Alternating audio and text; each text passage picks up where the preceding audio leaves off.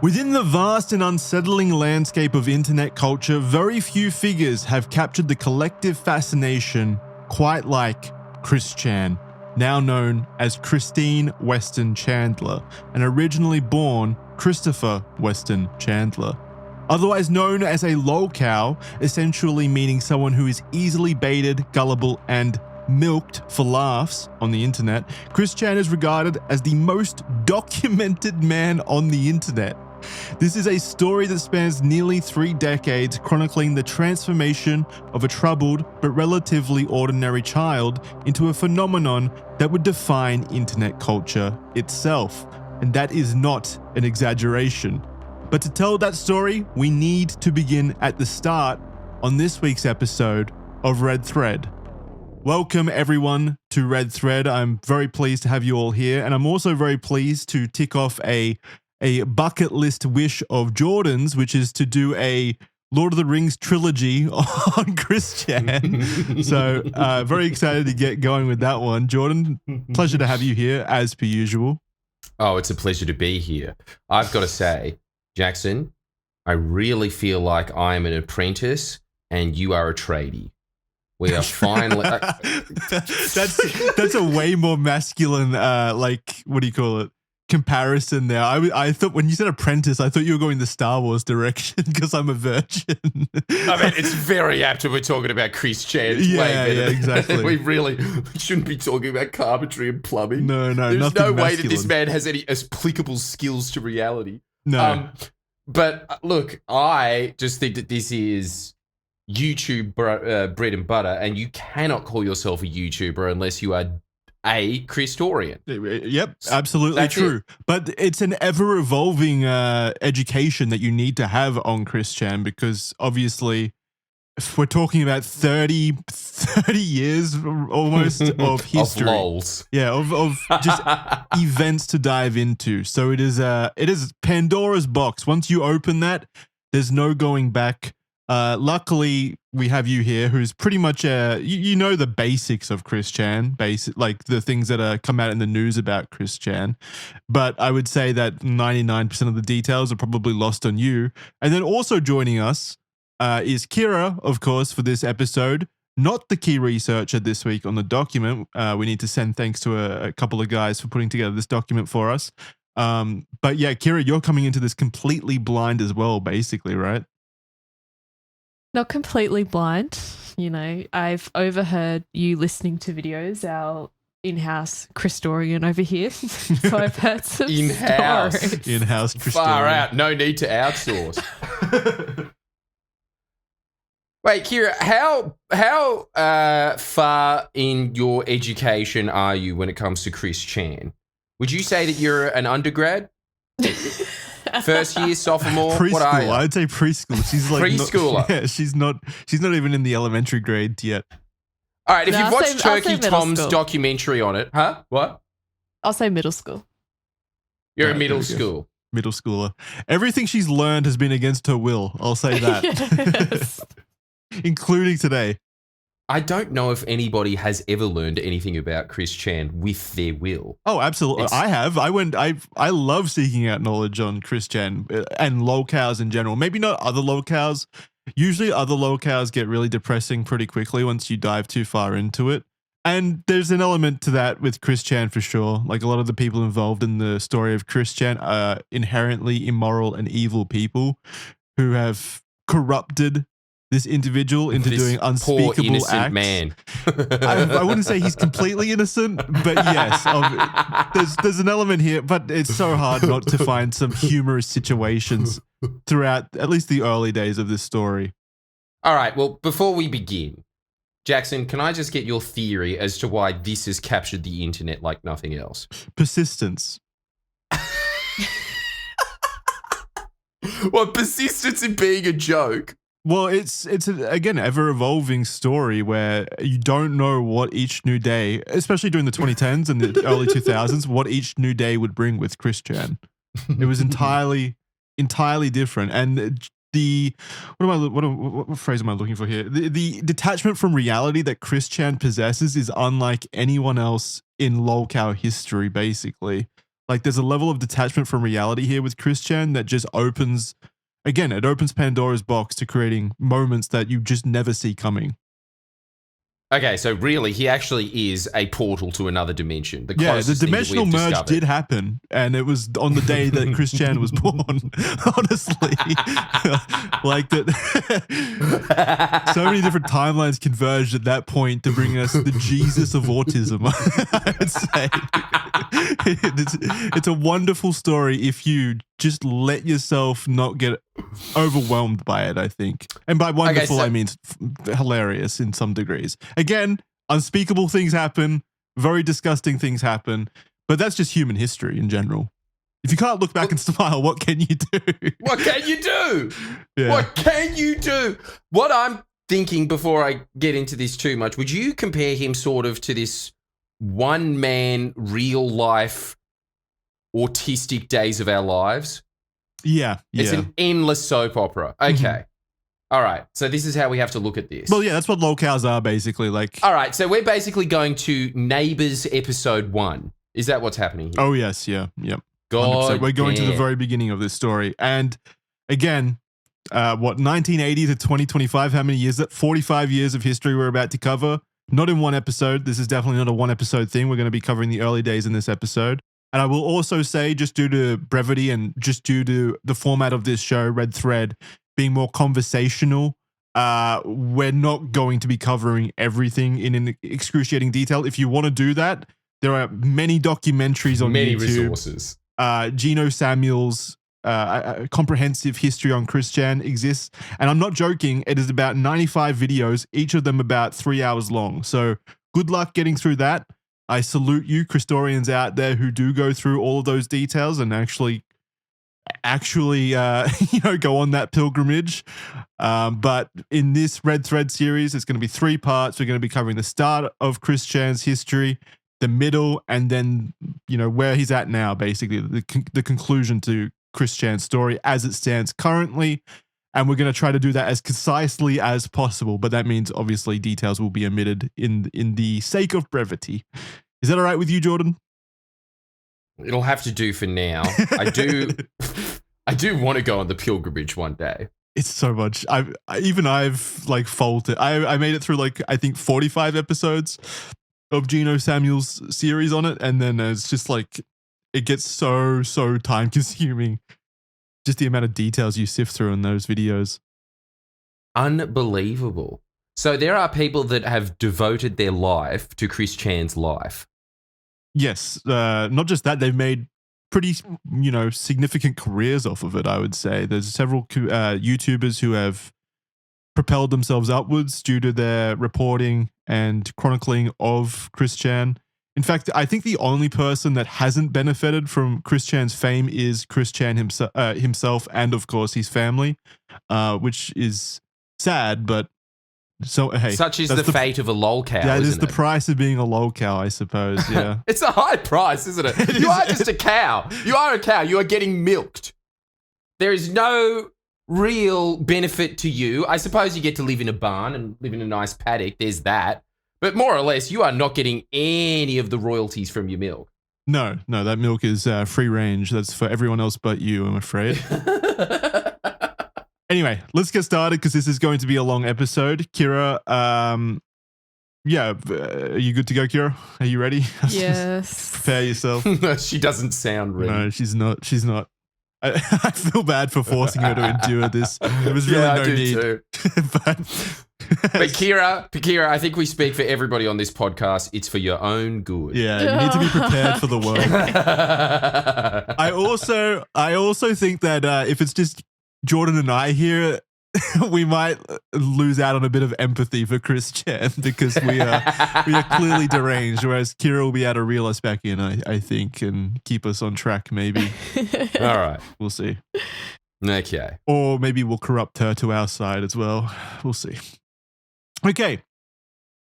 Despite providing endless entertainment for millions online, Chris Chan's story transcends mere mockery. It's a complex case study of untreated autism, social isolation, odd family dynamics, obsession, and the cruel intersection of mental health struggles with public scrutiny, predominantly in a decade that was less politically correct and understanding than it currently is.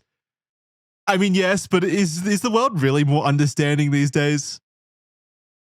No, it's kind of just changed the language of how you can make fun of freaks at the freak show, I think. Don't you reckon? I think there's just the guise of understanding that like blankets society now. Like we're so advanced and we're so empathetic.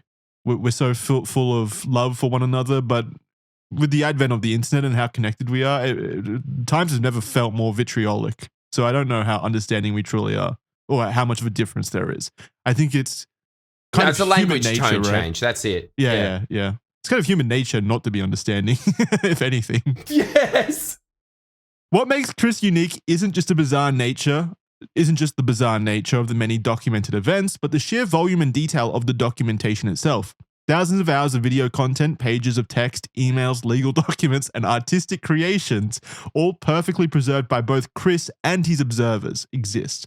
Undoubtedly, this unnatural amount of fixation from the internet has made Chris into a cornerstone of mid to late 2000s internet subculture.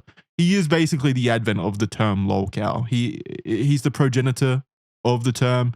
He is he is lolcow ultimate, basically, like the prime version of what a lolcow is in the modern internet.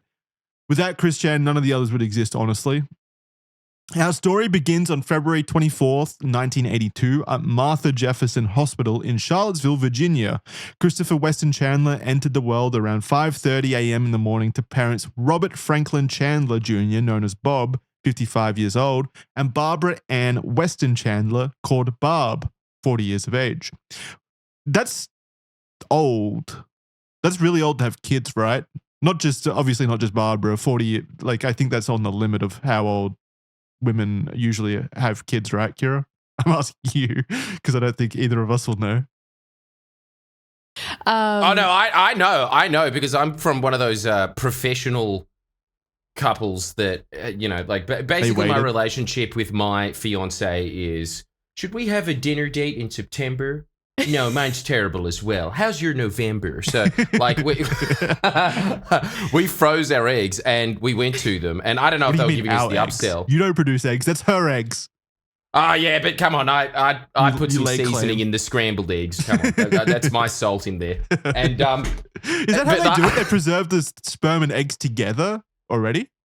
Oh, I'll tell you, it is so much more dire if you're a spinster. How sad is this? You have to just freeze your eggs unfertilized, and there's a way lower chance of those ones getting fertilized when you put it out. That's a Hail Mary pass, that one. Oh, right. That's why you try and mix it in, and then you put it there, and then you just defrost a baby whenever you want at that point. You can have one at 90 if you wanted.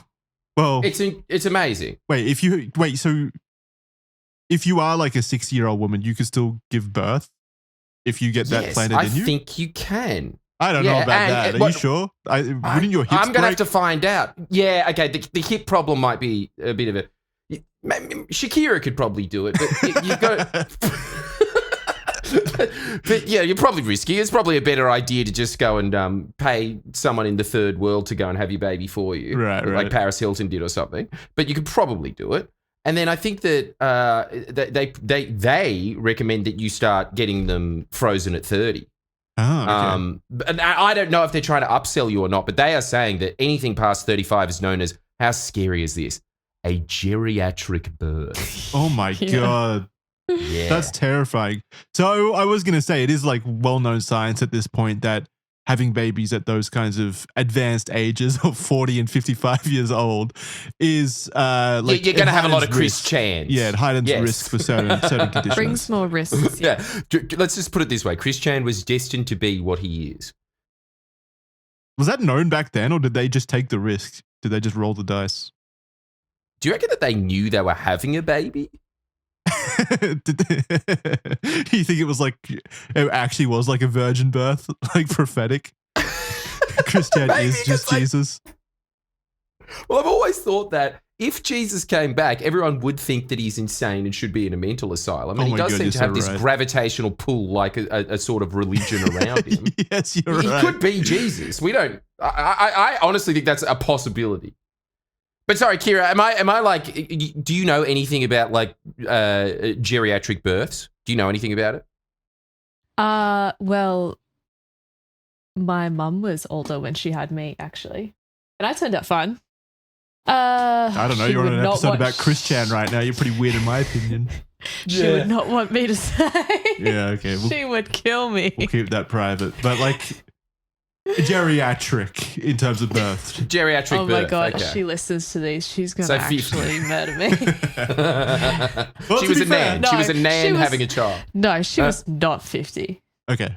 So You can't be 50, surely. Yeah, no, I don't. No. What? Okay, all right, that's it. I'm looking it up right now. I need to find this out. You've piqued my So curiosity. Kira's What is- all right. Yeah, she's you know, doesn't have any kind of autism or anything like that as far as we know. So she is she does break that rule a little bit. So I guess it's not guaranteed. So it is just a rice not a rice roll, a dice roll. Okay, no, this can't be right. This is insane. There is a woman that apparently had a son at the age of 59. Whoa. Like naturally? Okay, it can happen. It was conceived naturally. It's in the Guinness Book of Records. Wow. Unbelievable. And that guy is not like neurodivergent or anything? Oh, God. Oh, I don't know. Oh, my God. That is weird. I was just looking at a picture of her giving birth. She's a grandma. She is a grandma. Why would you I don't know. Why would you look Just- at that? Because it was there, and I was like, right, well, we better see what that looks like. I could be into It's it. just in front of me. I won't know until we try. All right. For the 1980s, these were remarkably advanced parental ages, and both had previous marriages behind them. Bob had divorced his first wife, Patricia, in 1976, while Barbara had ended her marriage to Jerry Harmon 2 years later in 1978. Those are such 80s, like 70s names, such old people names. Patricia, Bob, Jerry, and Barbara. My God. Yeah. The newborn was brought home to the family's residence in Ruckersville, a small community in Greene County, Virginia. From the very beginning, the Chandler household operated somewhat outside conventional norms. Bob, an electrical engineer working at General Electric, and Barbara, who worked in secretarial services, approached parenting with an unusual combination of overprotection and heavy documentation. Even in those early months, they were photographing and recording their son's development with an eagerness that would later seem prophetic. If only they knew how documented Chris Chan would become eventually, it would make this pale in comparison. According to Chris's own later accounts, he allegedly spoke his first word in April 1982 at just 2 months old, when the word was monkey. Though this is agreed by followers as being highly unlikely and probably due to misremembering The lulz begin at details the first word. within 2 months. This is how scrutinized his entire history is. And you know what's incredible? I do like the fact that there are people that are smart enough to be anthropologists or archaeologists sitting there and having those same disputes that ancient historians have about the Mesopotamians or something. Yeah. Just being like, this Civil could be debate. considered a myth that got mixed in with the truth. Like, it's that level of academic Yeah. rigor put onto this. So many wasted man hours. Well, not wasted. Something good came out of it. Well, something Yeah, I bad think came out of it. But something good came out of it for us onlookers. Yeah. Eh, Yes. debatable, actually. Regardless, though, how, so it's according to Chris's own later accounts. How would he have remembered saying monkey at 2 months old? Like, obviously, that's up for debate, heavily scrutinized. We come to the abusive babysitter incident, 1983. So we're going to kind of paste these segments out into different kind of incidents, I guess, different stories from different parts of Chris Chan's history, and we'll section these off with headers. So for this one, it's the abusive babysitter incident, 1983. The first major crisis in young Christopher's life came in August 1983 when he was just over a year old. Chris would later claim that this was when an abusive babysitter named Roach locked him in a dark room after he interrupted a phone conversation, an experience he blamed for starting his autism. Kira just face palmed in the background. Like, actually put her hand over her mouth. It's already so good. Well, it's a counter theory to what is widely accepted as vaccines causing it. We found something that's more fringe. Despite the fact that autism is a genetic neurological condition that can't be instigated by trauma, the incident appears to have been genuinely traumatic and may have exacerbated existing or previously unnoticed symptoms. Whatever the exact details of what occurred, the aftermath was severe. Christopher stopped speaking entirely and would remain mute for the next 6 years. So he went non-verbal after that point in time. Damn. His only word was monkey. From that point on, it was silence. The silent years that followed were challenging for the entire family. Chris was officially diagnosed with autism by specialists at some point in his early childhood. Bob, who was accustomed to engineering problems with clear solutions, struggled to understand his son's condition. Well, that might explain it, right? Maybe Bob was autistic to some degree as well. It sounds very autistic, doesn't it? Bob, a professional engineer, could not find a ruler big enough to measure his autism. His son's neurological condition. This befuddled him. Meanwhile, Barbara threw herself into researching autism and pursuing various treatments. I kind of laugh at it now, but during the 70s and 80s when neurological conditions such as autism and Asperger's were literally the Wild West and heavily unknown, that would have been like so difficult as a parent to just comprehend, really. Yeah, totally. Oh, it'd be difficult enough if knowing about it. Other than that, just kind of milling in the dark as a questionably autistic old man as well. Yeah. Yourself. Yeah. It's just a very confusing situation. Not sure what the outcome or how to best deal with it. You'll probably be told a million different things from a million different sources on how best to deal with this new emerging condition. Yeah. I don't envy that situation. Nah. Meanwhile, Barbara threw herself into researching autism and pursuing various treatments. The family made regular trips to James Madison University for speech therapy, where young Christopher met Joshua Martinez, who became his first real friend. I will jump in here quickly and say that Bob Chandler, well, not really Bob Chandler, but Barbara Chandler definitely gets a lot of shit for being a bad parent throughout the history of, throughout Christory, let's say. Bob, I will say, is like, from everything I've read and everything I've understood of Bob, genuinely sounds like a decent person trying to help Chris as best as he possibly can.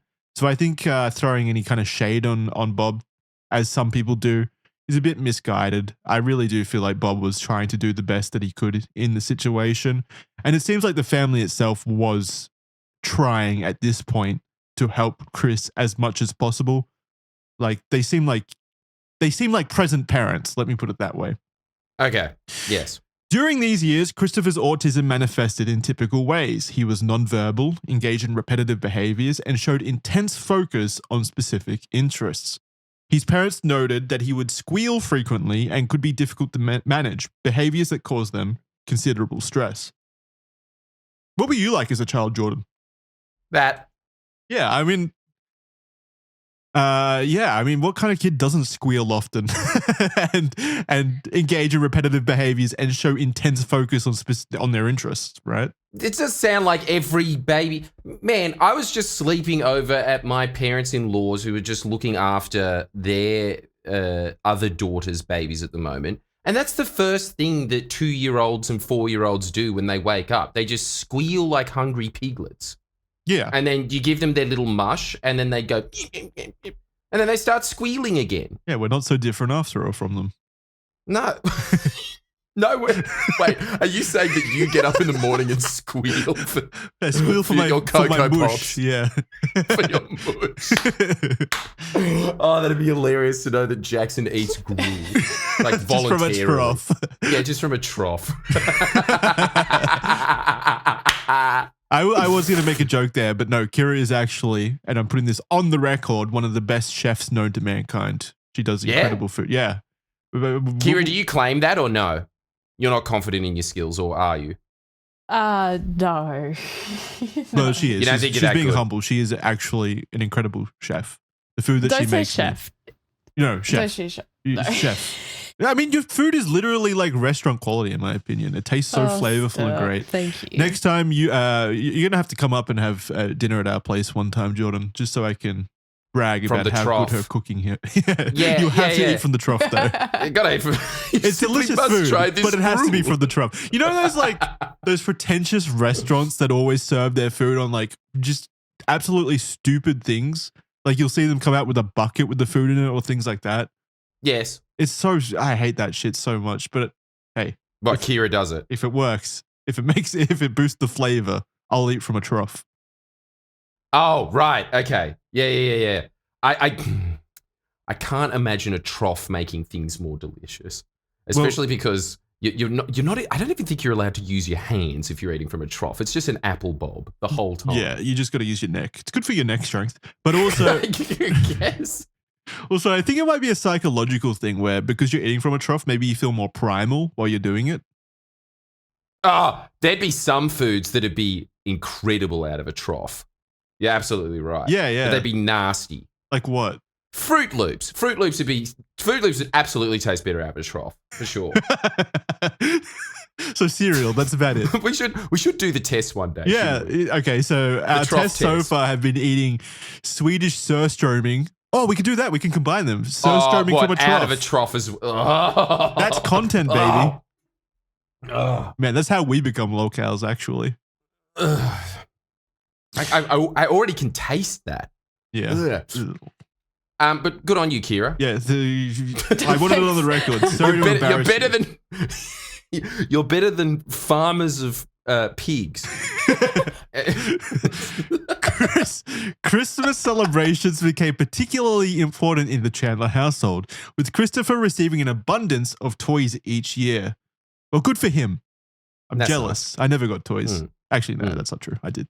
The amount of gifts suggests his parents' approach to managing Christopher's condition through acquiring material objects. I think that's gone a bit far. They were just good parents giving him toys. It's not that. It's not like that's what good parents do, right? Yes. It's nothing crazy. In 1987, Bob retired from General Electric and, beginning to experience health issues in his old age, wrote Chris a letter expressing his desires and dreams for the young boy.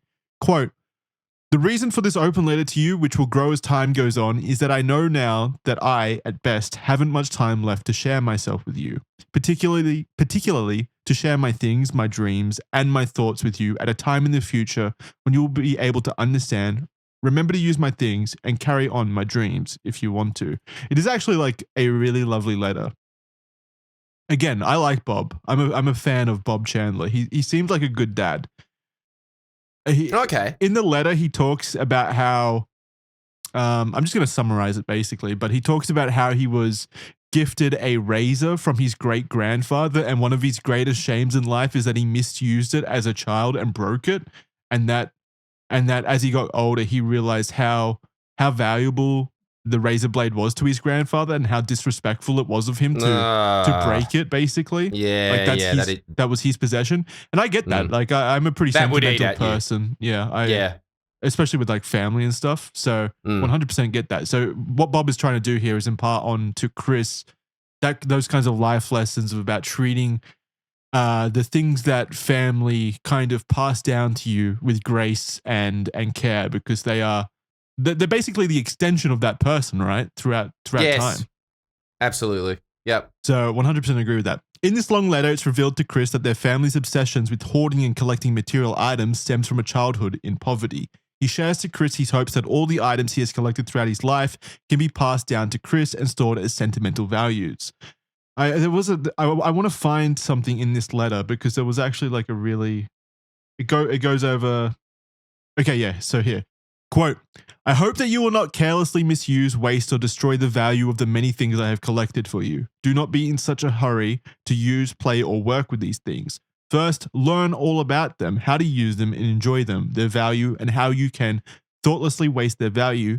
Then enjoy them as I have. For example, my very good stamp collection, or all the recorded popular music on cassette tape, VCR tapes, and records, the oil paintings, United Nations art graphics, first of the issue covers, first live covers, the complete set of the very valuable wrong first day issues of the United Nations covers, the musical movies I've collected for you on VCR tapes, my books on popular music, movies, entertainers, musical theater, ship models, my daylilies, gazebo, and my dreams.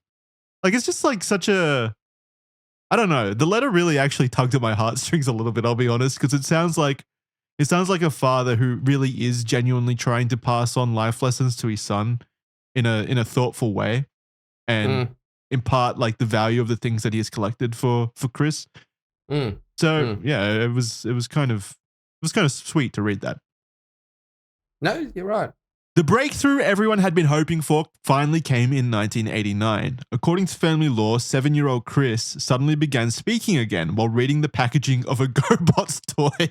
Never mind, we're straight back out of sweetness to just prime Christory. He became verbal again by reading it like a Transformers action figure. If that's not emblematic, I don't know what is. For the first time in 6 years, the Chandler household heard their son's voice. Just like you guys at home are about to hear our ad integration for this episode. We all know what it's like to be so busy that just the act of making dinner each night seems like an insurmountable task. And that's why the sponsor of this week's episode, Factor, comes in handy, comes in clutch, as all the kids say. I think, maybe. Is it still 2007?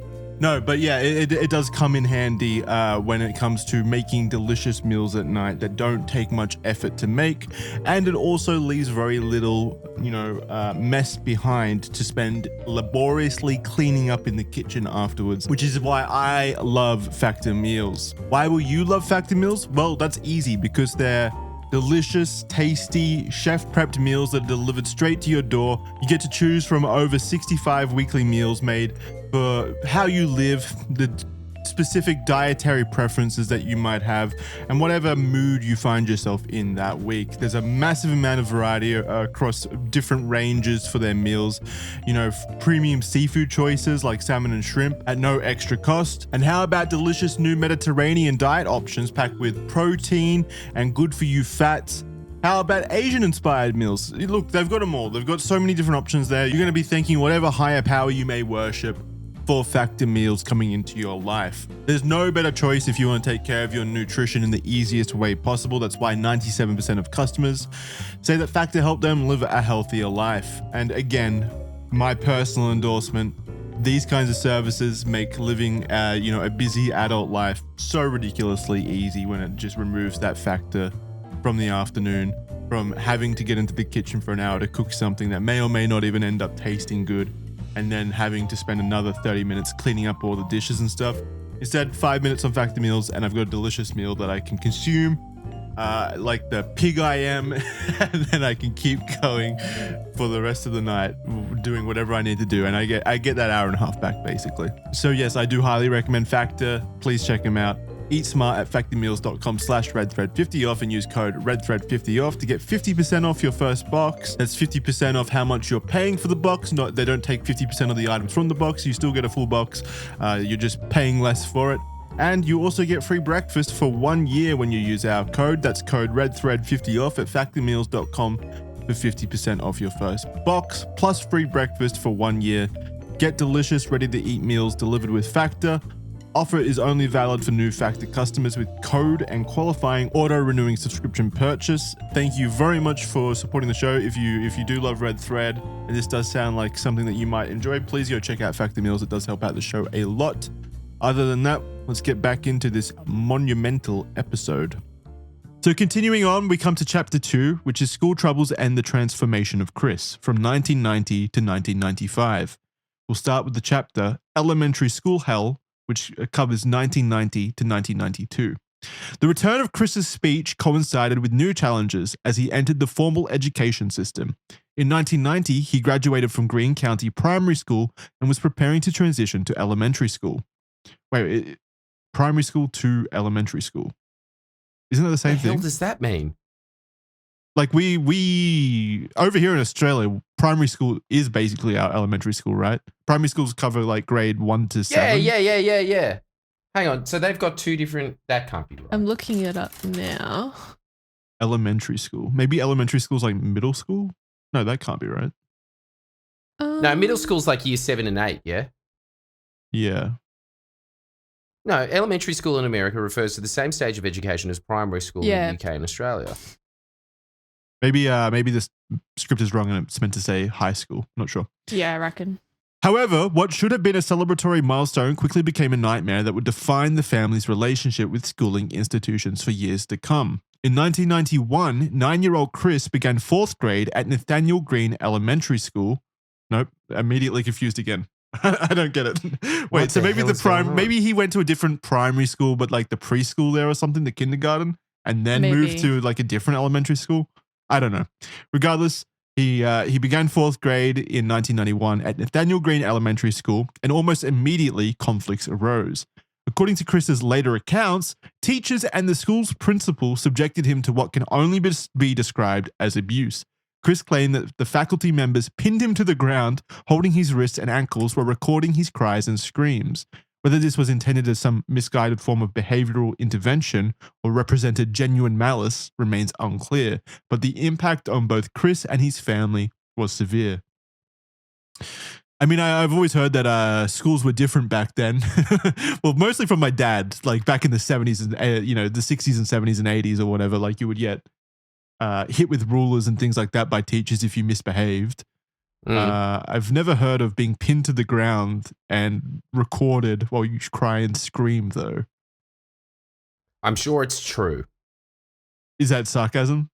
Yes, of course. Like, do you really think that happened? Maybe. I don't know. Like, again, maybe it was misguided on. Maybe, I don't know. Why would they film it, I just feel like if anybody deserves some level of scrutiny over their claims, it's Chris. Yeah, maybe. My first word was monkey at 2 months, and I distinctly remember that, mind you. Regardless, Bob Chandler decided to fight the school system directly. What followed was a prolonged legal battle that consumed significant family resources and emotional energy. Bob filed a suit against the Greene County School Board, alleging that his son had suffered abuse and that the school system had failed in its duty to provide appropriate education for a special needs child. So, yes, he did do that. Maybe it's true, Jordan. Yeah, look, again, I really don't count anything of, come on, American suing. Does that really... That's proof enough for me. Yeah? No, okay. Now I'm being sarcastic. I don't know, but I feel like... I thought that was just like a rite of passage, like the bar mitzvah is for Jewish people or something. If you're an American, you sue some institution. Yeah, once you've come to age, you're expected to sue someone for some frivolous to become a man. Frustrated with the ongoing situation and unwillingness to subject Chris to continued trauma, Bob made the decision to remove his son from the public school system entirely. Chris spent the 1992 school year being homeschooled by his father, an arrangement that allowed for special attention to his son's needs, but further isolated him from his peers, which probably isn't the best thing to do to a developmentally challenged child, whose social interactions in life are already going to be difficult enough without taking them away from that, developmental stage entirely. I suppose, though, that, look, if you are heavily autistic, probably going to school would be a hell for you and everybody else. Yeah, it's like two different entities kind of coming together and not knowing how to interact with each other. Like, of course, not advocating for this in any way, but of course, autistic people are going to be more predominantly bullied by, normative people or whatever in primary school and stuff when kids are, kids. And kids are shits, right? Kids are just truly awful people a lot of the time. They don't have the filters that, you develop as you grow older. So, yeah, it's not an ideal situation for autistic or neurodivergent people to exist in. But I thought that was the whole point of I'm thinking of the prison term, but like protected areas, basically, like protective wards. Like, don't they have like special schools, like special departments, basically, where they usually, socialize there? Yes. Well, again, I don't know how the American system works, and I would imagine that in America it'd get a lot more complicated because I envision that every state would have very different standards of education, unlike in Australia, where it's more or less standardized at a federal level. Mhm. So I don't know. It'd probably vary a lot. And probably county to county, it probably varies as well. Yeah, which is probably like Bob did say that they weren't providing adequate, education for a special needs child. So maybe the school or the county just didn't have the infrastructure, or the technology or whatever to to best technology. suit a autistic child. Yes. We come to the Leonard Bearstein encounter. What are the Bearsteins again? They're a group of cartoon bears, right? Bearstein. It's out. I fully understand why you need a PhD in this as well, because you also need to know about. Yeah, okay, you're right. Yep, there we go. This is the thing. This is an entirely different thing. You've heard of the Mandela effect, right? Yes, this was part of the Mandela effect. This is the primary example that everyone gives about the Mandela effect. You know what the Why? Mandela effect is, right? That you think you remember something that isn't the Exactly. thing? Yeah. And then you find out that it's a mismemory or something like that. Why is this that? Well, because the claim is that the Berenstain Bears were never called the Berenstain Bears. They were called the Berenstain Bears? Yeah, something like that. The names were jumbled up, and everyone believed that they were called a certain name. But if you actually look back in history, they were an entirely different name, the cartoon family of bears. Well, they shouldn't have given it such a complicated name for something aimed at 5-year-olds. And also, it's got that really scary 90s animation that... Don't you think there was a very specific point in time in animation for kids shows? I can tell that'd just be about 5 frames a minute. Oh, yeah. Don't you reckon? Just horrifying. Yeah. Just a slideshow. Just very off-putting. It is. Yeah. Honestly, I would be more scared to watch that than most of the Netflix made horrors. Which actually isn't saying much now that I think about it, but yeah, go on.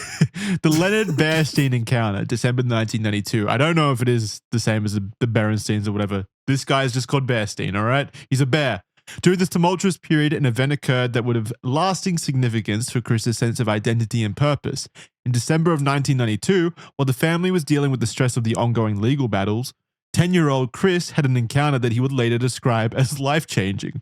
And you know it's going to get good whenever Chris defines something as life-changing. At the Regency Square shopping mall, he and his family came across the Leonard Berenstein.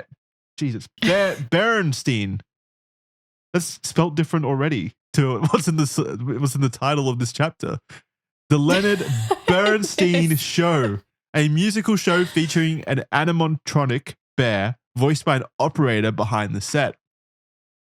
When the bear asked Chris his name, he misheard him say his full name as Christopher and instead called him Christian. To most children, this would have been a minor, forgettable interaction, but for Chris, already struggling with questions of identity and belonging, the moment took on profound spiritual significance. Fuck, I love this story. The bear spoke to me.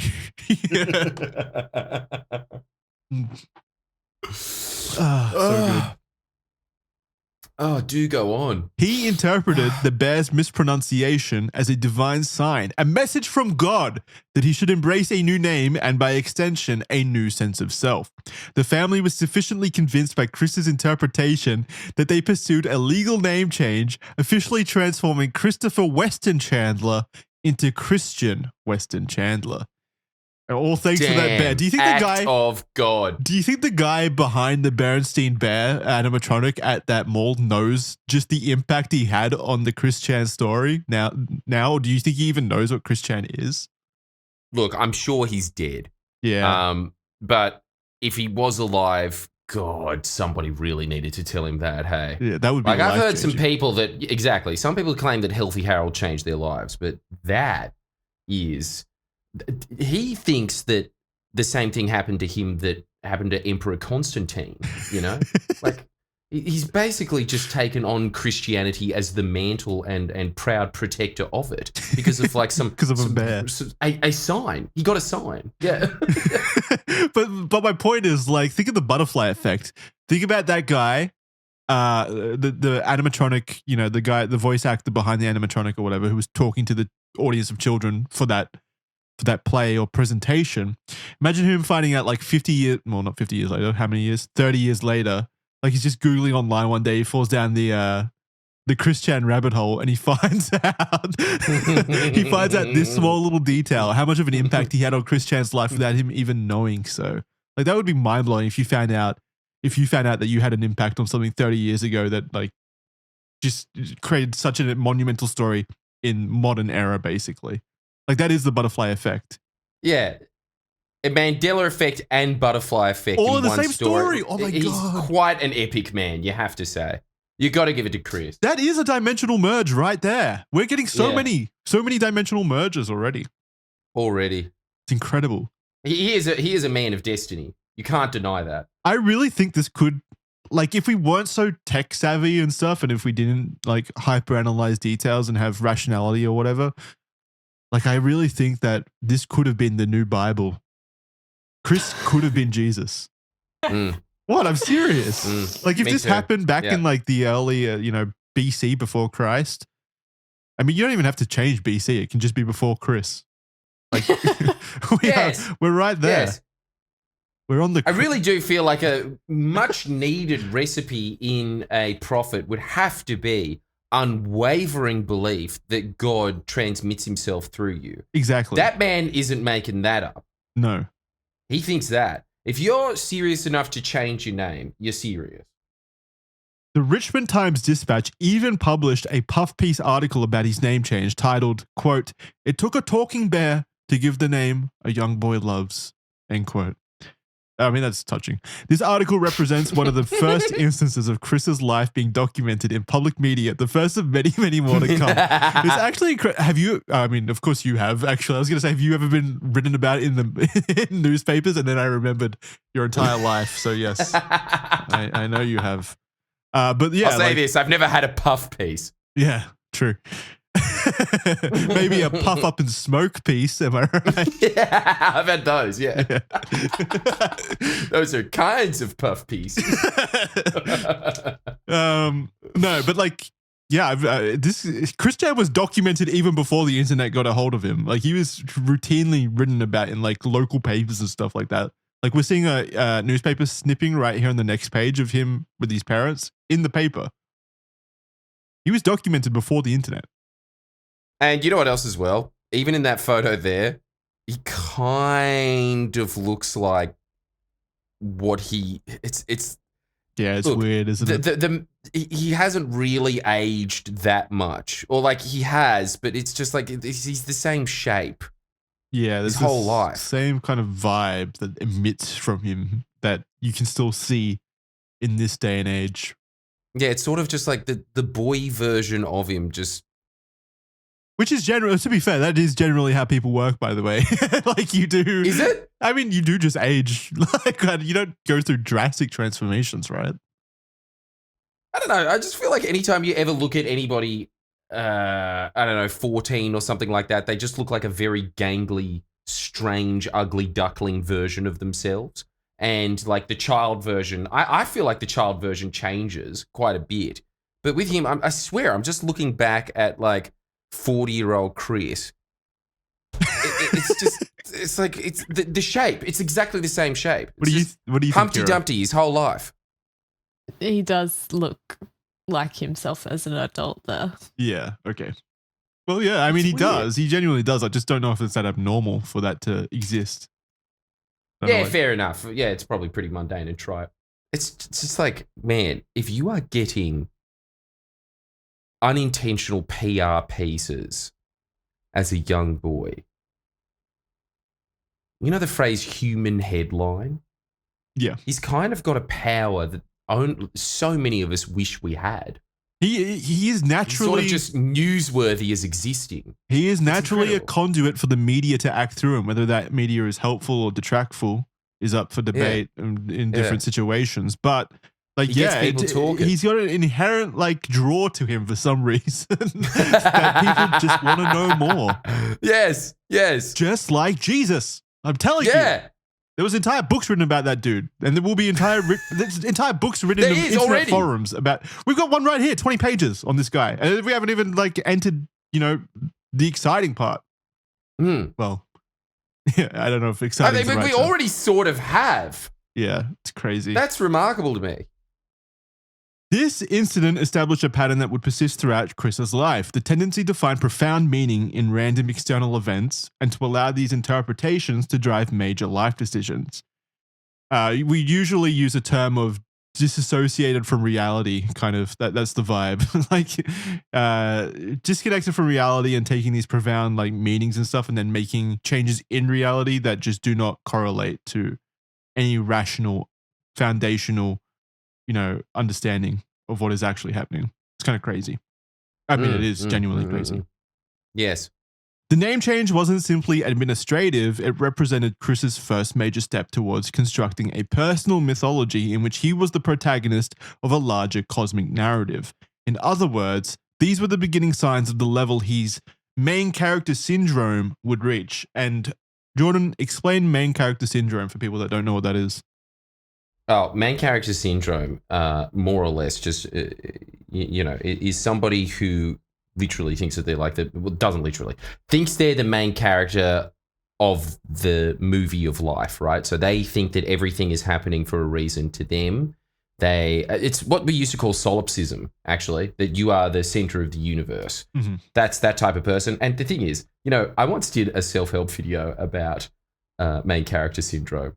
And I think that the top comment was, and it's one of the best top comments I've ever received. It was just like, let's be honest, we all know the main character is Trump. I was like, that's so on point. Like, that guy obviously has main character syndrome, and he's right in that instance. Yeah. Yeah? I mean, the whole world does revolve around him currently, yeah. Literally, like, he is the center of the universe. He is. Anybody else that has that view is sadly deluded and usually has what this person does with their life, which is all of these desperate lash outs to make that reality become reality. And as a result, you get this type of life, really. Yeah, you definitely have people with main character syndrome a lot of the times. Like, obviously, because you view your life pretty insular, right? Like, you only have one viewpoint of reality, and that is through your own eyes. So, of course, you kind of relate all information that you process through that lens of, I am the main character because I'm existing right now. I am the main character. But to be honest, in terms of reality, there can only be one real main character. And I think you are right in that is Trump currently. It's Trump. Yeah. It's absolutely Trump. We are all just side characters or secondary NPCs that Trump can Don't you reckon the main character of the 90s was Michael Jackson? No, I think it was Chris Chan. People just didn't know it yet. Okay, so Trump dethroned Chan. It's up for debate. Wow. Man, I can't believe that he's even ensconced in this conversation. Who was the most important man of the 90s? This boy. The boy young emperor. Boy. This young innocuous boy who had one article written about him. It's enough for me. Man, wouldn't it be hilarious if this was sort of an incarnation? You know how there was a long period of Chinese imperial history where palatial intrigues left it so that there was just more or less just an endless sea of fetuses paraded onto the throne before they got killed, and then another fetus would be chucked out. Yeah, like just a long period of time where every emperor was like permanently 3 years old. Yes. It'd be so good if Chris Chan was in that timeline, just as he is, but there. I would love that. I'm imagining Chris Chan as a Chinese emperor as now. Emperor. Someone make that an animated TV I mean, the series or throne's something. open. It's been abdicated for a long time. Like, get on there, Chris. Idea. This is such a good idea for a animated anthology series where we just take Chris Chan and place him into a bunch of different time periods as the central figure, basically, just to see what that looks like. Wouldn't it be sick? That would be awesome. Some artist has to get on that. Sure. Well, just in general, like, it seems like something everyone would be for, including Chris Chan, honestly. Totally. With these dimensional mergers and things like that. Of course he would want to see that. Yes. Because, oh my God, it folds into the lore perfectly, doesn't it? It really does. It might be too dangerous. Jackson, though, that is genius. It might be too dangerous. I'm not going to waste my life doing it. It might Why? be because it might just take Chris Chan's like reaffirmation of that existing to an entirely new level. Like if he sees proof of that in the form of animations, like that's dangerous. That's a dangerous concoction. Okay, but much like Oppenheimer, I'm willing to take the risk. The new nuclear We have to race. do it. Yeah. All the countries are competing to make the first Chris Chan animated dimensional merge. To see what happens. Oh. Bob had also received his second triple bypass surgery. Well, that came out of nowhere. That was quite the turn. Bob had also received his second triple bypass surgery sometime earlier in 1992. A procedure that likely contributed to the family's stress levels and may have influenced their decision making during this period. Barbara was approaching retirement from her position at Virginia Power, which would soon alter the family's financial situation and their daily routines. We move now to the Richmond move and Sonic discovery between 1993 and 1995. By 1993, the combination of the failed legal battle, Bob's health concerns, and the desire for a fresh start led the family to make a major change. They relocated from rural Ruckersville to the Richmond metropolitan area, where Chris would begin attending Providence Middle School. This transition to Providence Middle School marked Chris's return to formal education after his year of homeschooling. Now, calling himself by his chosen name of Christian and armed with hard-won speech capabilities. We're talking like he's a robot. Hard-won. Speech capabilities. Jesus. He was ready to engage with the world beyond his family's bubble. However, the patterns established during his early years, such as his intense special interests, difficulty with social interaction, and a tendency towards obsessive behavior, would continue to shape his experiences. During this period, like many other kids in the 90s, Chris encountered Sonic the Hedgehog for the first time. What a special moment. Everyone remembers their first encounter with Sonic the Hedgehog, surely. Why is this... Sorry, go on, Kira. I was just going to say, I do not remember. You were never touched by Sonic the Hedgehog? No. I was never touched by Sonic the Hedgehog. Wow. Really? Not even gingerly, just before... Not even a light brush. Not even a light brush from his mane. Nothing. Not a glance. No glancing blow, nothing. No, well, you weren't a gamer growing up, so that makes sense. Hang on. Do you remember anything about Sonic the Hedgehog growing up, Kira? No. Nothing. Was Sonic big over here? I mean, I had it. I don't think that many people did have Segas, though, did they? No, so it was definitely like PlayStation and then Xbox over here. And then like back and forth. Oh, obviously Nintendo as well, of course. Everyone was Nintendo. But yeah, not but Sega. Was Sega big anywhere in the world? I mean, it was Japan. always the third man, right? Yeah, definitely third man, but it was definitely way more prominent in America. Like they did break into America thanks to Sonic, honestly. Like Sonic as a Sonic counterpart to Mario as basically the Mario with attitude, which is like prime for an American audience. Yeah, they lapped that up. Look, I do feel ashamed to admit that I like Sonic the Hedgehog nowadays. Oh my god, dude. What the fuck? Wait, these days? See, this is what I'm talking about. These days? You make it hard to be open, Jackson. What? He said these days. You like Sonic these days?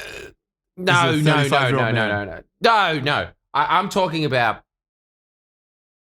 I've got a lot of fond memories of the guy, but as I'm saying... But he had a checkered history. I have fond memories of the guy. You sound delusional. He'll always be this Sonic that I remember. But don't you... I don't know. I really... This is what I'm saying, Jackson. I would like you to explain to me why there is a bad odor around him now. Is it because everybody that likes him has a bad odor? Yes, it's the audience, 100%. The audience. Why is the audience attracted to him? That's a question that scientists have been wanting to know for decades. I'm not sure exactly how it happened. Honestly, I'm really not. It might have been the proliferation of the cartoons that attracted people like Christian, but yeah, the audience is definitely one of the I don't know how to put it, but it's definitely got that kind of vibe to it. Okay, can I just rank the top 3 smelliest audiences? Yeah. Does it go? Tell me if I'm right about this. And in the comments, you can play along at home. Yu-Gi-Oh's number 1. Smash Bros. Sonic? Is that how it goes? I'd put Sonic above Smash Bros. Sonic above Smash Smash Bros. Bros enjoy kind of like Chad status a little bit in the gaming sphere with like the tournaments and stuff that kind of gave it a little bit of street cred, I would say. Whereas I don't think Sonic's ever enjoyed that status. And Yu-Gi-Oh, I think I'd put Sonic above Yu-Gi-Oh in terms of smelliness. Damn. So Sonic's number 1 and Sonic's smellier than Yu-Gi-Oh. Keep in mind, I've talked to people that run professional game stores and they have Yu-Gi-Oh nights or had Yu-Gi-Oh nights over and over again. There is just that moment where some guy walks in a trench coat and they say, go home now and have a bath. And he throws a tantrum and makes autistic screeching, throws tables up and they have to call the cops. That actually happens. Yeah, man. Oh, come on. Guys in the comments, let me know. If you have ever been to Yu-Gi-Oh tournaments, there's a type of person that goes there, right? Everyone knows, surely. I've seen that about every single like game related like tournament or those game shops where if they host anything, it's just kind of the general gaming audience, I would say, at least the hardcore ones that are into like trading cards and things like that. They just enjoy that reputation a little bit. True, but I'm going to say this. Us Warhammer nerds, truly the gentlemen of the neckbeards. Gentlemen's neckbeards. I've got a theory about that, actually. I will say that Warhammer doesn't get that kind of street cred. The cred of being super smelly, at least comparatively to the other things. And I will say that I think it is just the barrier to admission or the barrier to entry. The admission price is so high that it like you kind of have to be a professional in your day-to-day life to afford to be a Warhammer guy. Okay, so it's neckbeard gentry. Yeah, and the rest of them is just neckbeard plebs. Yeah, exactly. It's too expensive. Sick. That's a good theory. You have to be like an actual professional banker or accountant or, you know, someone with a career in the real life. It makes sense why you don't hear as depraved stories from the Pokemon player realm as you do Yu-Gi-Oh. Because I'm imagining that Pokemon cards, you can, like, to get a good deck would cost a lot of money, right? Yeah. Same with Magic the Gathering. But with Pokemon, I think that's more so that thanks to Nintendo and Game Boys and its charming quality, I think it's just kind of hit a casual audience more so. So more people that are more casual are involved in it. So it kind of offsets the more, you know, fanatic side of Pokemon. Like if you go... Right, okay, Yu-Gi-Oh! Is a hard life choice. It's hardcore, yeah. If you're going to be like a Yu-Gi-Oh! You've made a decision. You're making a decision. That's your life, yeah. Okay, all right. And Sonic is the same, is it? Yeah, I feel like... I don't think there's any casual Sonic fans. Damn. Although, the Sonic movies do really well. But Sonic games and things like that, I really feel like that's more hardcore Sonic fans. Like people that base their identity around liking Sonic. Right. Tell me if I'm wrong, though. I mean, every time I've talked about Sonic in the past, there are a million Sonic fans below basically crucifying me for my Sonic opinions. So don't take my word as gospel. Oh, you're giving the community a bad name? Is that the deal? Yeah, basically. But it's just my kind of biased opinion based off my experiences with Sonic fans in general, really. Okay, well, I know nothing about the internet, as you should probably know at this point, because I more or less live the same life as a 1600s count. Do you know any Sonic fans? I know of them. It's just a widely known meme. They are smelly. Yeah, they are smelly orders. And Kira, you don't know anything about Sonic or Sonic fans? No, nothing. Nothing. Kira, I can't believe that you've never heard of Sonic the Hedgehog until right now. No, I haven't. I've heard of it. So you can't remember the first time? No. Because again, Chris can remember when he first said monkey. So, what are you doing with your life? My childhood was filled with Pokemon. So that was my thing. Yeah. I can't believe that you never came across him. No. Maybe he's just not that famous. I thought that he was up there with Pokemon and Mario. There you go. Before the Sonic movies, I think the Sonic movies are an outlier. They do really well commercially, so I'm not sure what's going on there. Maybe there is. I think that's different. Like when a movie comes out and parents are looking for movies to take their kids to, they flick through and they see what's available. They're like, oh, Sonic, I think it's different. Yeah, I think it's hit those movies have hit the casual audience, and a lot of the people watching those movies, that's probably their first exposure to Sonic, especially young kids now. And maybe that'll convert them into Sonic fans. Maybe Sonic is on the route or the path to becoming more casual. And I think I don't know. A lot of people know Sonic, but they just don't know about it. Yeah. Do you know what I mean? Yeah, they don't know the lore. Yeah. During this period, like many other kids of the 90s, Chris encountered Sonic the Hedgehog for the first time. His first encounter of the Blue Hedgehog was via a Sega Genesis Mega Drive demo of the game at a store in 1991. For most children, Sonic was simply another video game character, like Master Chief for me, or Echo the Dolphin for Jordan. Yes, my favorite. And Pikachu for Kira. For Chris, however, Sonic represented something far more significant, a perfect fusion of speed, attitude, and distinctive visual design that captured his imagination completely. Don't snicker under your breath. I'm sorry. I feel like I'm making fun of the slow reader during Deer. Yeah. We'll Come continue on. Come on. I won't. Be respectful of Christory.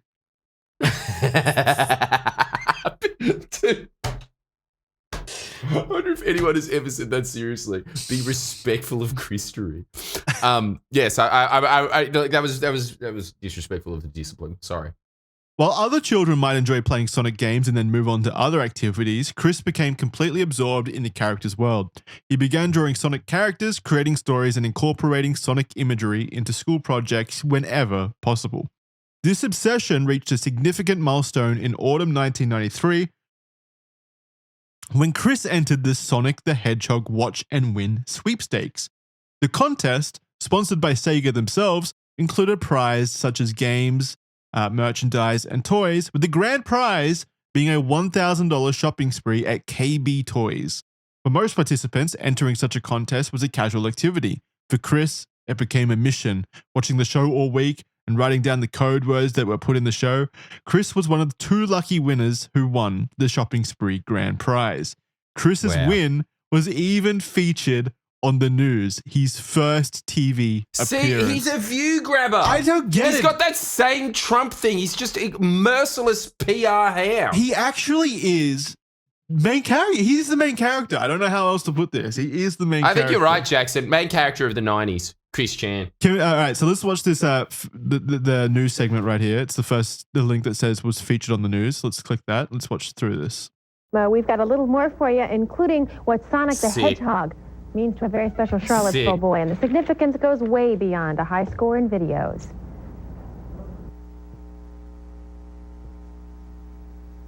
Finally tonight, Sonic the Hedgehog is running wildly in the Chandler household this weekend. 12-year-old Christian Chandler of Charlottesville was the winner in a video game shopping spree. Christian is one of only about 100 winners nationally to receive $1,000 worth of Sega games and equipment. For his parents, it's just another example of how well he's doing. Christian is a high-functioning autistic child. This past fall, on his own initiative, he entered a contest based on a favorite cartoon character.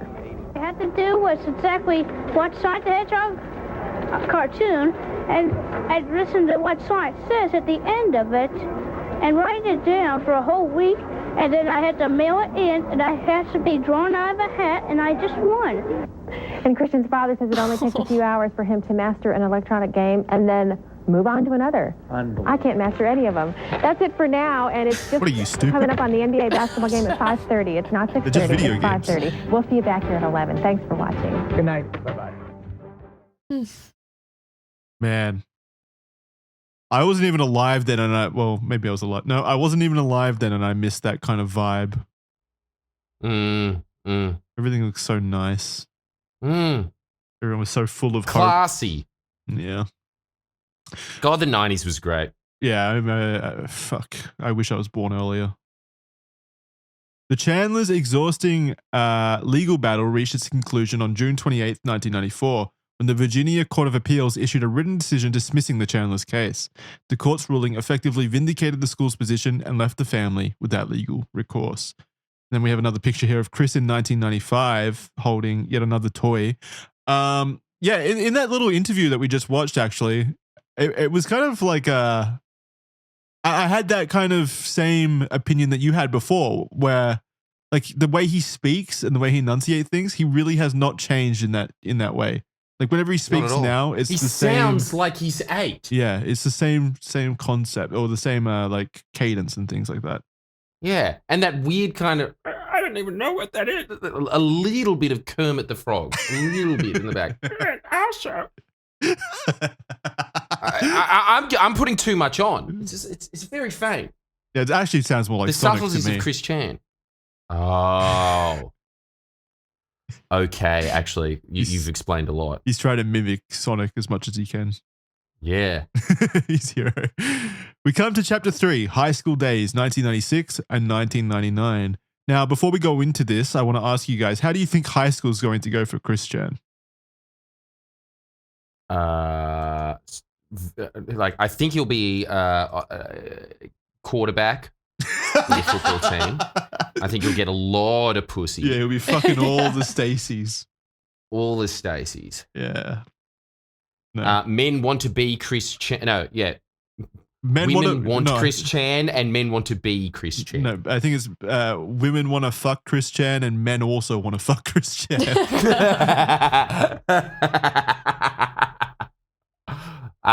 Let's see how close we are to the mark, but I'm going to guess 100%.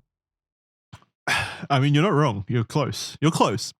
3. Nice. Chapter 3, High School Days, 1996 to 1999. Chris started at Manchester High School in 1996 at the age of 14. These years at Manchester High were, according to Chris himself, the, quote, among happiest years of his life. End quote. My golden years. That's so different to everyone else in, like, history, really. Does anyone look back at high school fondly? Oh, people that peak in high school, for sure. Really? Okay. There's that type of person.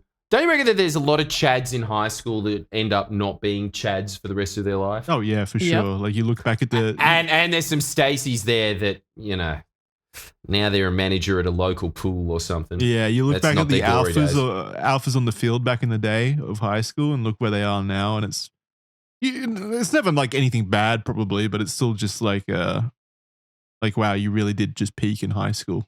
You were so cool. Peaking in high school. Yeah, it's a bit sad. So I reckon that those people for sure. What's gotta suck though, and this is one of the worst things I've ever heard, is if your bully gets infinitely more popular after high school and becomes famous and things like that. That's gotta fucking suck. Imagine if like, oh yeah. Imagine if like, give me an actor, Tom Cruise. Imagine if Tom Cruise was your bully in high school. You're like, fuck. Oh, every day's miserable trying to get through fucking school, and this guy's like fucking, I don't know, twisting your nipples and things like that. Dunking your head in the toilet water and things like that, and the only thing that gets... And then he goes on to have the greatest life of I was going to all say, like, the only thing that gets you through your days is thinking, oh, well, you know, at least he's going to... Bullies never win. He's going to suck after high school. Karma will get to him eventually, right? That's what everyone says. Karma will get to him. And it turns out he's fucking Tom Cruise for the rest of his life. Fuck that guy. Fuck Tom Cruise. Oh, wouldn't that burn? Yeah, that's gonna be so bad. So bad. Usually it's because your bully ends up being a security guard or something and you get like a nice job as an accountant. Yeah. But if you're an accountant and he's Tom Cruise, I think we all know who won. Yeah, fuck me. It's pretty hard to compete against Tom. I don't know if I'd be able to live with myself knowing that. The ultimate bully. Bullies you out of life. Just by being more successful. It's true. Living a successful life is the greatest revenge. The ultimate bully. He doesn't even know he's bullying me now, but he is. No. He doesn't even think about me. 3. Yeah. So high school days. We're back to high school days. We got to focus on this. Okay. So why were they among the happiest years of his life? Well, he even became the water boy for the school's basketball team, later being promoted to manager. So he was like a Chad. It was at one of these basketball games on the 13th of November, 1996, when a critical turning point in Chris's life happened, and something which would define his cult status on the internet in later years. He was daydreaming about the Sonic the Hedgehog character, Mighty the Armadillo, don't know who the fuck that is, when he was supposedly hit in the head by a stray basketball. According to Chris, this sparked some inspiration in him with an image of an orange hedgehog holding a basketball. He immediately drew this character, and thus Bionic the Hedgehog, Sonic's long-lost brother, was born. Man, maybe, again, just these threads of fate, maybe that stray basketball hitting him in the head turned this Chris Chan story into the story that we know it now. Like, do we know if Sonichu even exists in the modern era if that basketball didn't hit him in the head? Damn. It's incredible that he seems to keep thinking over and over again that the turning points of his life are getting smacked. Well, it's more like, I suppose it could. It's more like he thinks the turning points in his life have to do with creating Sonic characters. Yeah. So this was Chris's first original Sonic the Hedgehog creation, many years before the internet made it a common thing to do. And this was a sign of things to come in his future.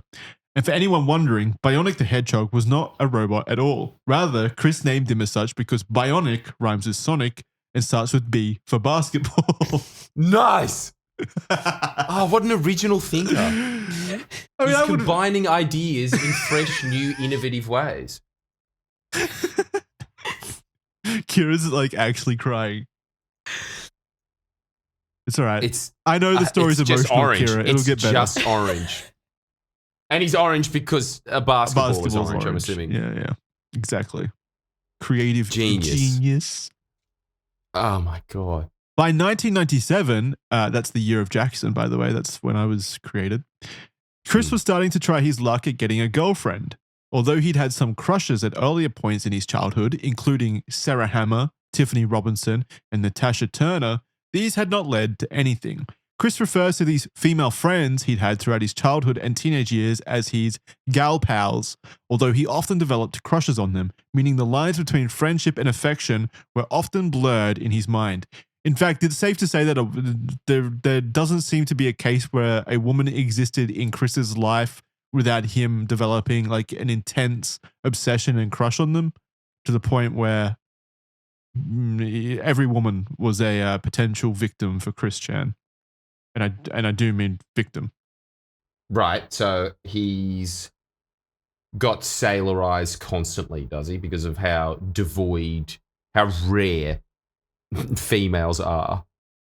I don't know. It's not about how rare they are. They're pretty common. It's just like No. In Chris Chan's alternate dimensions, he searches many a dimension and finds only a couple of femoids. What the fuck are you talking about? Now you sound like Chris Chan. What are you talking about? That's what I'm saying. In the mind of Chris Chan, I'm imagining that he doesn't come across many women very much. You can't be this much into Sonic and you know, like, okay, to put it this way, Kira doesn't even know who Sonic the Hedgehog is. You know? Yeah, but she knows who Chris Chan is. Completely different realm. Totally. Every woman knows who Chris Chan is now. Chris Chan might be more famous than Sonic. Oh my God, that's so sad. He's that famous and he still can't get laid. At this point in time, hey, plot twist come on later down in the story where he does get laid. Yeah, part 3. Yeah. But with a woman. I don't know what the fuck you're talking about, honestly. Like the different dimensions with only one woman in them. It's not like that. I'm just saying. Look, I'm using a very poetic way to say something that's very, very not poetic at all. I'm just saying he's a loser and he doesn't get much access to puss. Yeah, I was gonna say. I think it's just a case of pussy on the pedestal kind of thing. Like every pussy on the woman, pedestal stuff. Yes. Every single woman that he sees is like, I want her, basically. Yes. Yeah. Okay. These were some of his first friendships generally, although as he was to learn later on, all was not as it seemed in this regard. For example, Sarah Hammer had been a friend of Chris's in his early childhood, as she was his next-door neighbor. It is not known if Sarah actually cared about Chris in return. However, as certain stories from Chris paint a friendship that is more one-sided, if anything. For example, talking about Sarah Hammer, Sarah once tricked Chris into entering a crawl space in pursuit of Casper the Friendly Ghost, who she claimed was hiding under the house. Chris, falling for the ruse, was then locked in the crawl space and left. And they say romance is dead. I mean, it's a classic. It's a classic childhood memory, isn't it? Just, hey, look, there's a leprechaun down there. Let me see. No! 6 years later. Oh, yeah. Luckily, he wasn't nonverbal at that point. I'm assuming he would have had to have made noise for people to find him. There was another particular story where Sarah tried to convince Chris to put a honeysuckle in his mouth, which is believed to be poisonous. Luckily for Chris, his parents caught him before he could do so, and she was warned of the dangers of sucking the honeysuckles. So she doesn't seem like a very good friend, this Sarah Hammer person, I'll be completely honest. Yeah. Not sure she deserves the gal pal status. One of his first crushes that he expressed feelings towards after around a year of pining, a cheerleader named Laura D'Orazio, turned him down, stating that she only liked him as a friend. In another scenario, the school held a Valentine's Day matchup event in which Chris was paired up with another cheerleader. I was going to say candidate for Chris's heart.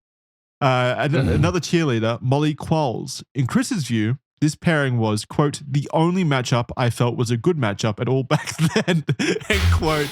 I love that. I love that Chris has like standards. Like the head cheerleader is the only one that he like is deserving of him, basically. Yeah, this should be adequate for my feed. Yeah, exactly. But yeah, the confidence. I suppose if you are the center of the universe, you are entitled to prime. Yeah.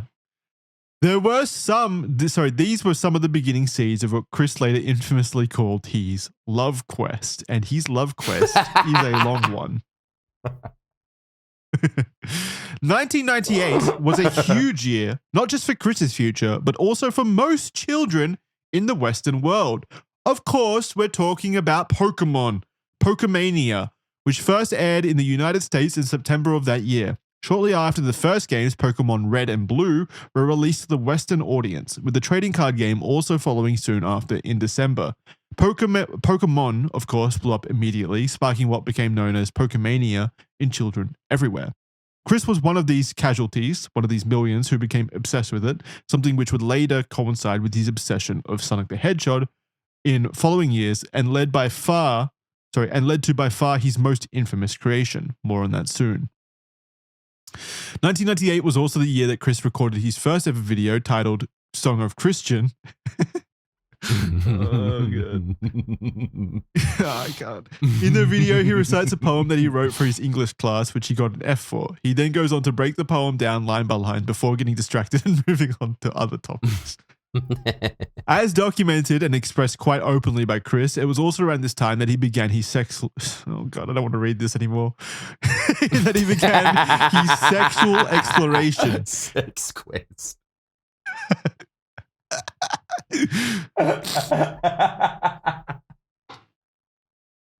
Keep going, you wimp. Coward. Claiming he figured out how to buy... We've still got decades to go. I know. I was going to say Kira should be reading this now that it's getting saucy. No thanks. Okay. Damn. Yet another gal turning him down. Revoking gal pal status of Kira at the moment. Yeah. She's not a gal pal of the Red Thread crew anymore. Oh, no. The quest continues. we will find our gal pals, Jordan. So around this time... Surely if you're that famous, surely someone just wants to have sex with you for the story, right? Who, Christian? Yeah. Yeah. I mean, hold on. The story does get wild, Jordan. Okay, yeah, sorry. Let's not get ahead of ourselves. Yeah. So it was around this time that he began to explore his sexual exploration, claiming he figured out how to bypass his parents' TV parental controls, where he would watch softcore pornography found in HBO movies. Although this fairly innocent and typical teenage curiosity is shared by many, his escalating sexual antics would sadly continue to be a public recorded affair throughout his life, often becoming the target of countless online trolls, leading to several cringeworthy and awkward interactions. Nice. Oh, God, it gets dark, man. Hmm. Hmm. Hmm.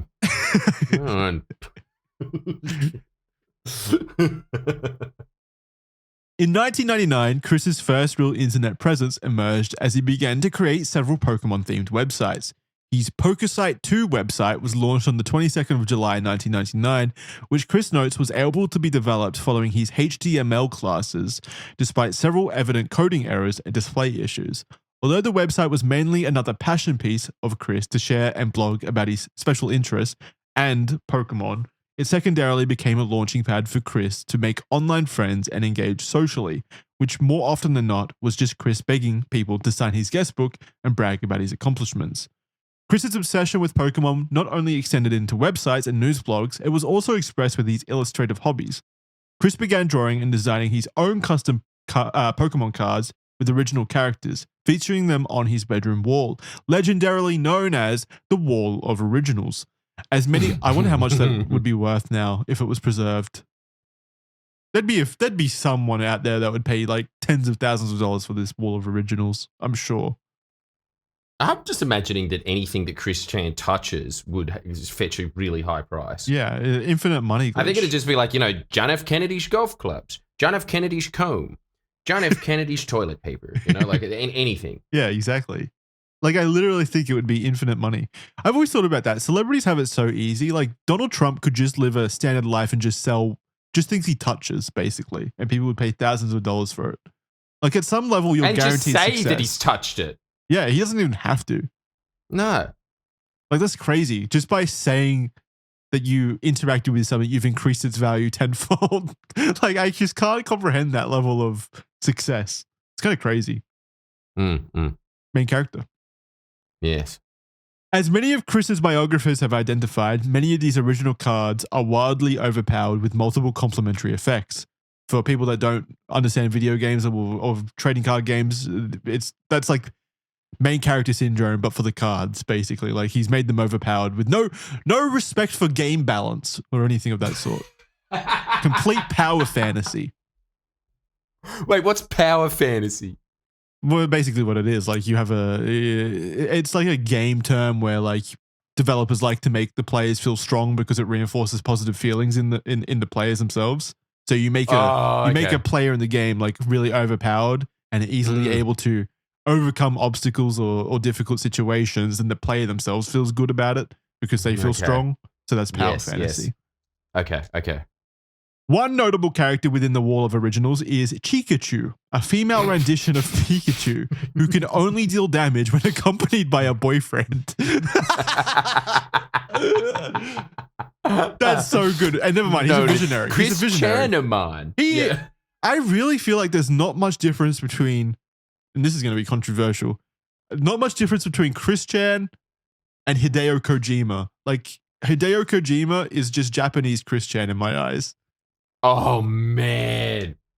Okay, talk about triggering people's autism. Jesus Christ. Look, I don't know enough about either of those, and I'm offended. Surely that's going to piss people off. That's absolutely going to piss me. Yeah, you're going to get reamed. Kojima's a genius. Outrageous. Kojima's a genius. I'm just saying Chris Chan's also a genius. Like, look at that. That's such a creative idea. Chikachu, a female rendition of Pikachu who can only deal damage when accompanied by a boyfriend. Visionary.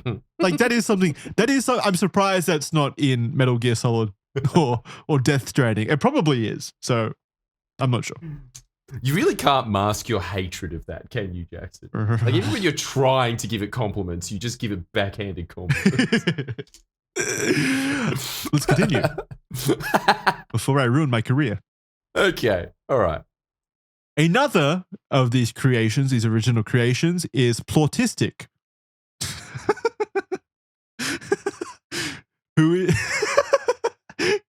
Plautistic, who is a combined type of plant and autistic, whose description on the car reads, quote, "The only Pokemon in the world with autism. It can disable its own attacks." End quote. Oh my God. He's a genius. Fuck. Kira, thoughts? Holy shit. Genius. Oh, crack, I'm crying. Do you give it? Do you give it points? Yeah. Fuck, Nintendo should hire Kira, him. how are you not paying this? She is. Dude, my eyes are so red. I feel like I just took like a fat toke of weed. You just got hit by 110% concentrated Chris Chan. Fuck me. Dude, all my psychic points have been drained. It's so my good. God. It's endless joy, this story. Chapter 4. College and the birth of Sonichu. Oh my God, Sonichu has not even been created yet. The years 2000 to 2003. The new millennium brought a wealth of new technology to the masses, particularly the continued improvements to the internet experience and the early beginnings of internet virality and memes. Unfortunately for Chris, the 2000s was a decade where all the stars aligned in all the wrong ways for him. In 2000, we saw the birth of two central instigating moments that would go on to define the lore of Chris Chan, embarking on his love quest after his commencement at community college, and the genesis of Chris's most outstanding and iconic character to date. In February of 2000, Chris turned 18 years old. His parents arranged a birthday party at his house where 4 of his gal pals, as well as another of their friends, were in attendance. By Chris's recounting, it was a relatively normal affair. They ate pizza, they drank soft drinks, and each of his gal pals gave him a gift. I don't know, like, Jordan, when you turned 18, did you have a party exclusively attended to by attractive women at the time? Like, God, no. I wish, hey. Yeah, no. I don't think there was a chick at my 18th. Same, actually. I think the 18th is just like a more pathetic Bucks night where you don't have the money to go whole hog. Yeah, exactly. I just remember running into an X-rated shop, running upstairs and chanting, because we were allowed in, and we couldn't stop us, waving our IDs in the guy's face and be like, yeah, pawn shop, and then smacking each other with rubber fists, and then being like, hey, get out! We're like, we'll be back tomorrow. So there was, as you can imagine, there wasn't that many women around. I bet that we'll happens. Be back tomorrow because we can. Yeah, sorry, go on. Yeah. I was gonna say, I bet that happens to like those sex stores every single day. Just a Every bunch day. of It must be awful. freshly 18-year-old dudes. There must be many a reason that working at a sex shop is awful, and I reckon that one would rank somewhere in the middle. Yeah.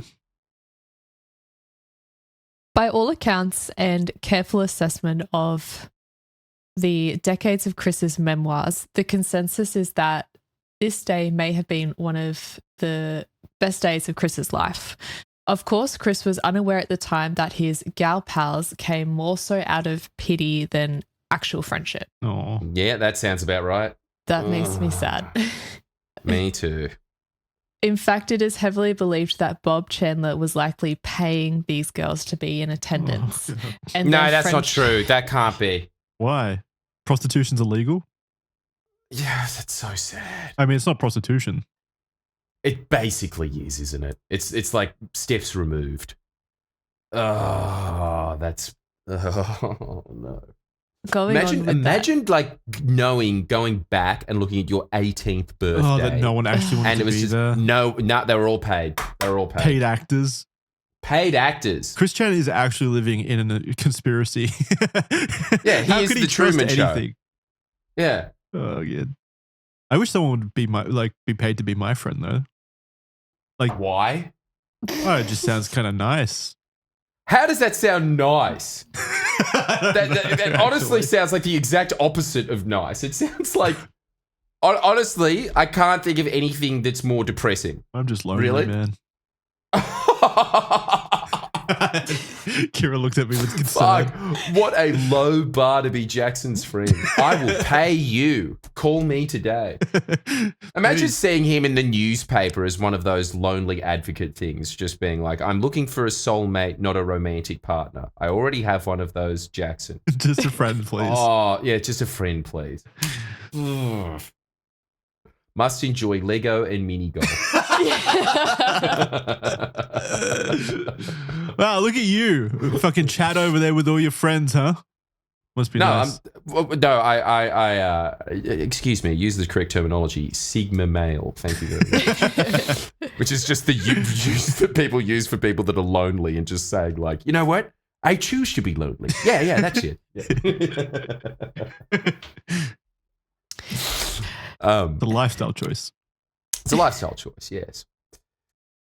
Going on from this, it's also believed that their friendships at school was also an arrangement between the girls and Bob Chandler, or with the faculty. God damn. No, that can't be true. Goes deeper. The principal was in on this scheme. That's sad. This has to be rumors that have abounded from the hatred of Chris Chan, surely. Well, okay. Well, let's think about it. Why would these girl pals, just out of empathy? Why would they be involved with Chris Chan? Well, I imagined that he went to I don't know. Did we go through this? Did he go to it was a Christian school, wasn't it? No, it was just a normal school. It was just a normal school. His name is Christian. His name is Christian. I think I just remember seeing a photo of them, like at the 18th birthday, and they just looked like really nice girls. You know, they to me they looked like they were Christian. Yeah, okay. And I think that they've got that kind of religious guilt. We're going to put that them. picture up on the screen right now. If you hover over where it says birthday party, blue link. So yeah, where that table is, he's on the other side of that basically. So yeah, I mean, yeah, you're not wrong. They all do look like nice people, probably. So maybe it is just out of niceness. Mm.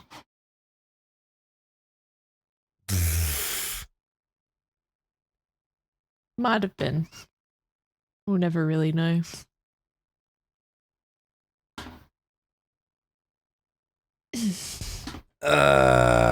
Please don't say that it's money.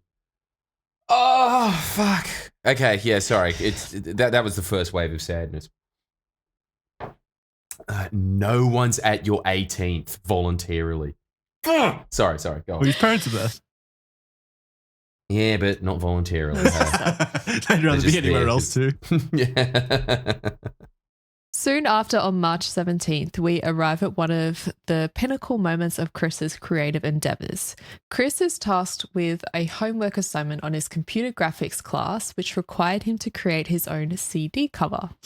After learning that copyrighted characters were barred from being used in the project, he used his creative ingenuity to bypass this restriction, merging the characters of both Sonic the Hedgehog and Pikachu into one character. He created the now legendary Sonichu. Sonichu! He's come into creation. Oh man, incredible. Jordan, now you read in Chris's own words his description. Okay, let me tell me if I've got this right. Is this his voice? Hang on. Then it dawned on me at that moment after lunch. What the fuck are you doing? That's offensive. That's offensive to Chris Chan. How dare you?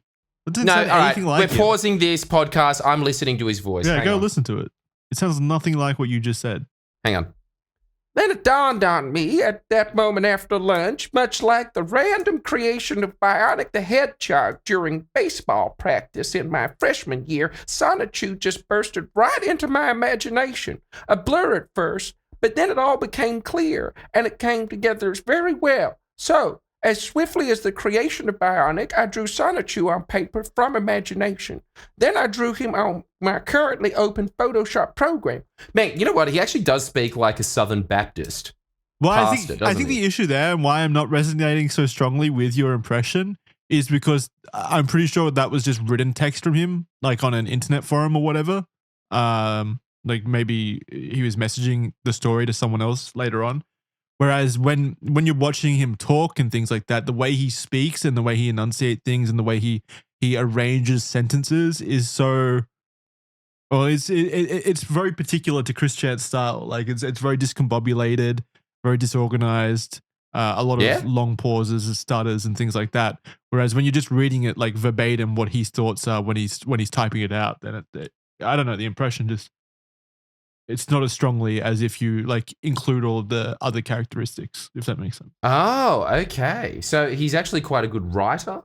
No, I didn't say that. What the fuck are you talking about? Well, it's not filled with pauses and discombobulations. No, it's full of discombobulations still, and like I don't know how to explain it. But if you listen to him talk, it's very different to the way that he writes, because he's got time to sit down and like think about what he's writing and things like that, as opposed to just.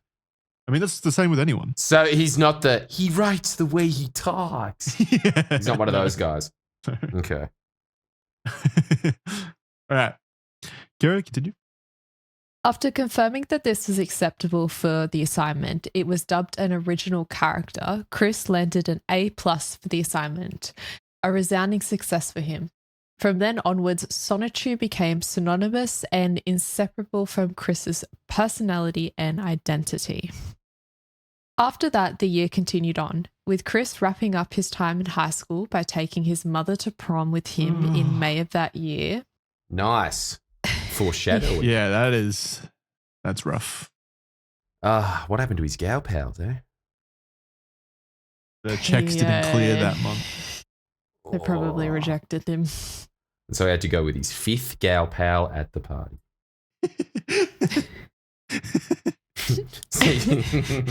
A player always keeps his options open.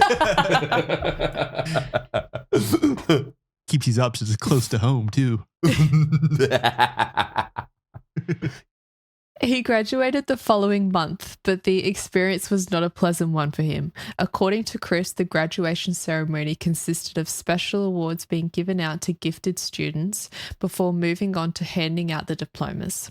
Chris felt that he should have been given an award for his efforts in the art classes, and upon receiving nothing of the sort, instead he received his diploma without shaking anyone's hands or making any eye contact with anyone. Damn, autistic AF. Go on. Yeah. Shortly after this, he ran out of the building and cried heavily. He was consoled by his mother and his gal pal Tiffany, but the day left a permanent black mark on his psyche. Oh, no. Oh. No, Christian. It's okay. Who cares about high school now? Seriously, I don't ever think about high school. No, neither. Chris has spoken about this day multiple times since then with varying emotions, largely anger, but more recently he has looked back on it with sadness, seeing as he was leaving the best circle of friends he ever had, along with leaving the best days of his life behind. And that's a quote directly from him recently. Oh, man. And that's incredible to say that Chris Chan peaked in high school. Honestly did, yeah. That's sad. And it was all paid for. It was paid to, it was pay to win. Damn, dude. His life is just RuneScape. Yeah. After graduating, Chris would enroll at Piedmont, Virginia Community College, studying computer-aided drafting, but his primary focus was now firmly on Sonichu. Good. He's focusing on what matters the most. Throughout the following months, he worked on creating the Sonichu website, which eventually went online in October. He also created the first Sonichu medallion around this time. It was made from Crayola model magic. This medallion became a staple of his outfit, with him rarely being seen without it from this moment. He also redesigned Rosechu, the female companion of Sonichu, at the end of 2000. Though Rosechu is much more of a carbon copy of the actual Sonic character Amy Rose, more than being a brand new character. I don't know who the fuck Amy Rose is. One of Sonic's bitches, I think. Many bitches. And we have a picture right now of the first Sonichu medallion ever created. Please, Jordan, describe it for us. You know what it looks like to me? What? It looks like when you're in kindergarten and they tell you to try and bake a cookie and you end up making something so toxic that no one can eat it. And so they're just like, it's an art installation. Okay. Like, don't you think that looks like it's made out of dough? Yeah, it looks very doughy. Looks delicious. But also, what is it made out of? Crayola magic, Kira said. So I think that's some kind of like what is Play-Doh, that? maybe Crayola magic. It's got to be Play-Doh, right? It's a non-toxic, non-greasy modeling clay. Yeah. Wow. And this is Chris Chan as a legal adult. They had to still get him the non-toxic version. It was a real issue. Man, would anyone put it past him eating it? No. He'd give it some sort of epic tale behind it that he was just like eating his own genius or something. Yeah, sorry, go on. I was going to say, to me, the design looks as though it has a severe case of herpes. I'm not sure exactly what that red stuff around the mouth is, but it does not look good. But yeah, that's an STD. Yeah, that is rough. But yeah, basically it's Pikachu, Sonic faces combined, mashed up, and then with a nice healthy dose of an STD. Yeah, it does look like that, doesn't it? It should just be Sonic the Hedgehog with syphilis. Yeah. That's what that looks like. The first one ever. Now that's got to be worth a lot of money. I mean, the original's gone, I think. It's not gone. Yeah, I mean, it's broken into a million different pieces and scattered across the earth. No, let me say, what happens to it, you probably will not want to touch it ever again. So. Oh, nice. Okay. I'm guessing he shoved it up his ass, and that makes me want to touch it more. But yeah, go on. What do you mean? It makes you want to touch it more. Can we deconstruct that a little bit? It just feels like it'll be way more cursed. You want to take on all the negative energy. Don't touch the monkey paw, and you're just like, watch me. You know? Yeah. Let's see what that does to me. People keep saying that about it. They keep saying that there is cursed voodoo magic. There is. Every single time someone buys, like, okay, there's a million examples. I'm not going to go into them, but there's different like situations where someone will buy like a replica or another version of the Sonichu medallion. Some of them being created by Chris himself to sell to make money later on in his life. So they'll buy it and then wear it, and then like several days later they're cancelled on the internet and their careers ruined for allegations that come out or something like that, or different various drama revolving around them, or they just get really unlucky with something. So I think it is a cursed item. Honestly, I'm not really a spiritual person or anything, but the stats don't lie, man. Every single one has created an issue. By now, Chris's life was beginning to take a downwards turn. He was starting to show signs of significant weight gain, as documented in his photos, and was losing contact with his high school friends as they started to move on with their lives. Nevertheless, Chris's first foray into the real world had to begin at some point, with him getting his first job at Wendy's in August of 2001. His job consisted of menial tasks, but even still, it only lasted a couple of months before he was fired. He claims this was due to the manager disliking him, though later on more evidence came forward that it was likely due to depicting a co-worker as an ugly Pokemon or doing a Donald Duck impression, which scared an innocent child to tears and led to complaints. I like the usage of innocent child there, as if there's the possibility of a child deserving that, right? It's so good. Somewhere I used to work, outside there were bushes, and a guy used to hide in the bushes, and sometimes when a customer would walk past, he would like either bark or he would have like really loud animal sounds, like farm sounds on his phone, and play them really loudly and scare people as they walk past. What? Yeah. Wait, where was this? Like at a place you worked? Yeah. What the fuck? Why? Yeah. I don't know. They had to go to management about it and like try and get him kicked out. Was he like special needs, or was he just a prankster? No, he didn't seem like it. It was really strange. Bizarre behavior. 2002 was an uneventful year for Chris, all things considered. The only things of note included him turning 20, working on numerous original Pokemon cards, and perhaps most curiously, having a letter he wrote to Santa Claus, which was published in the local newspaper. Why does stuff keep getting published in newspapers from Chris Chan? Is the media being paid? Is this biased? All right, I'm going to read the letter to Santa. This is when he was 20 years old.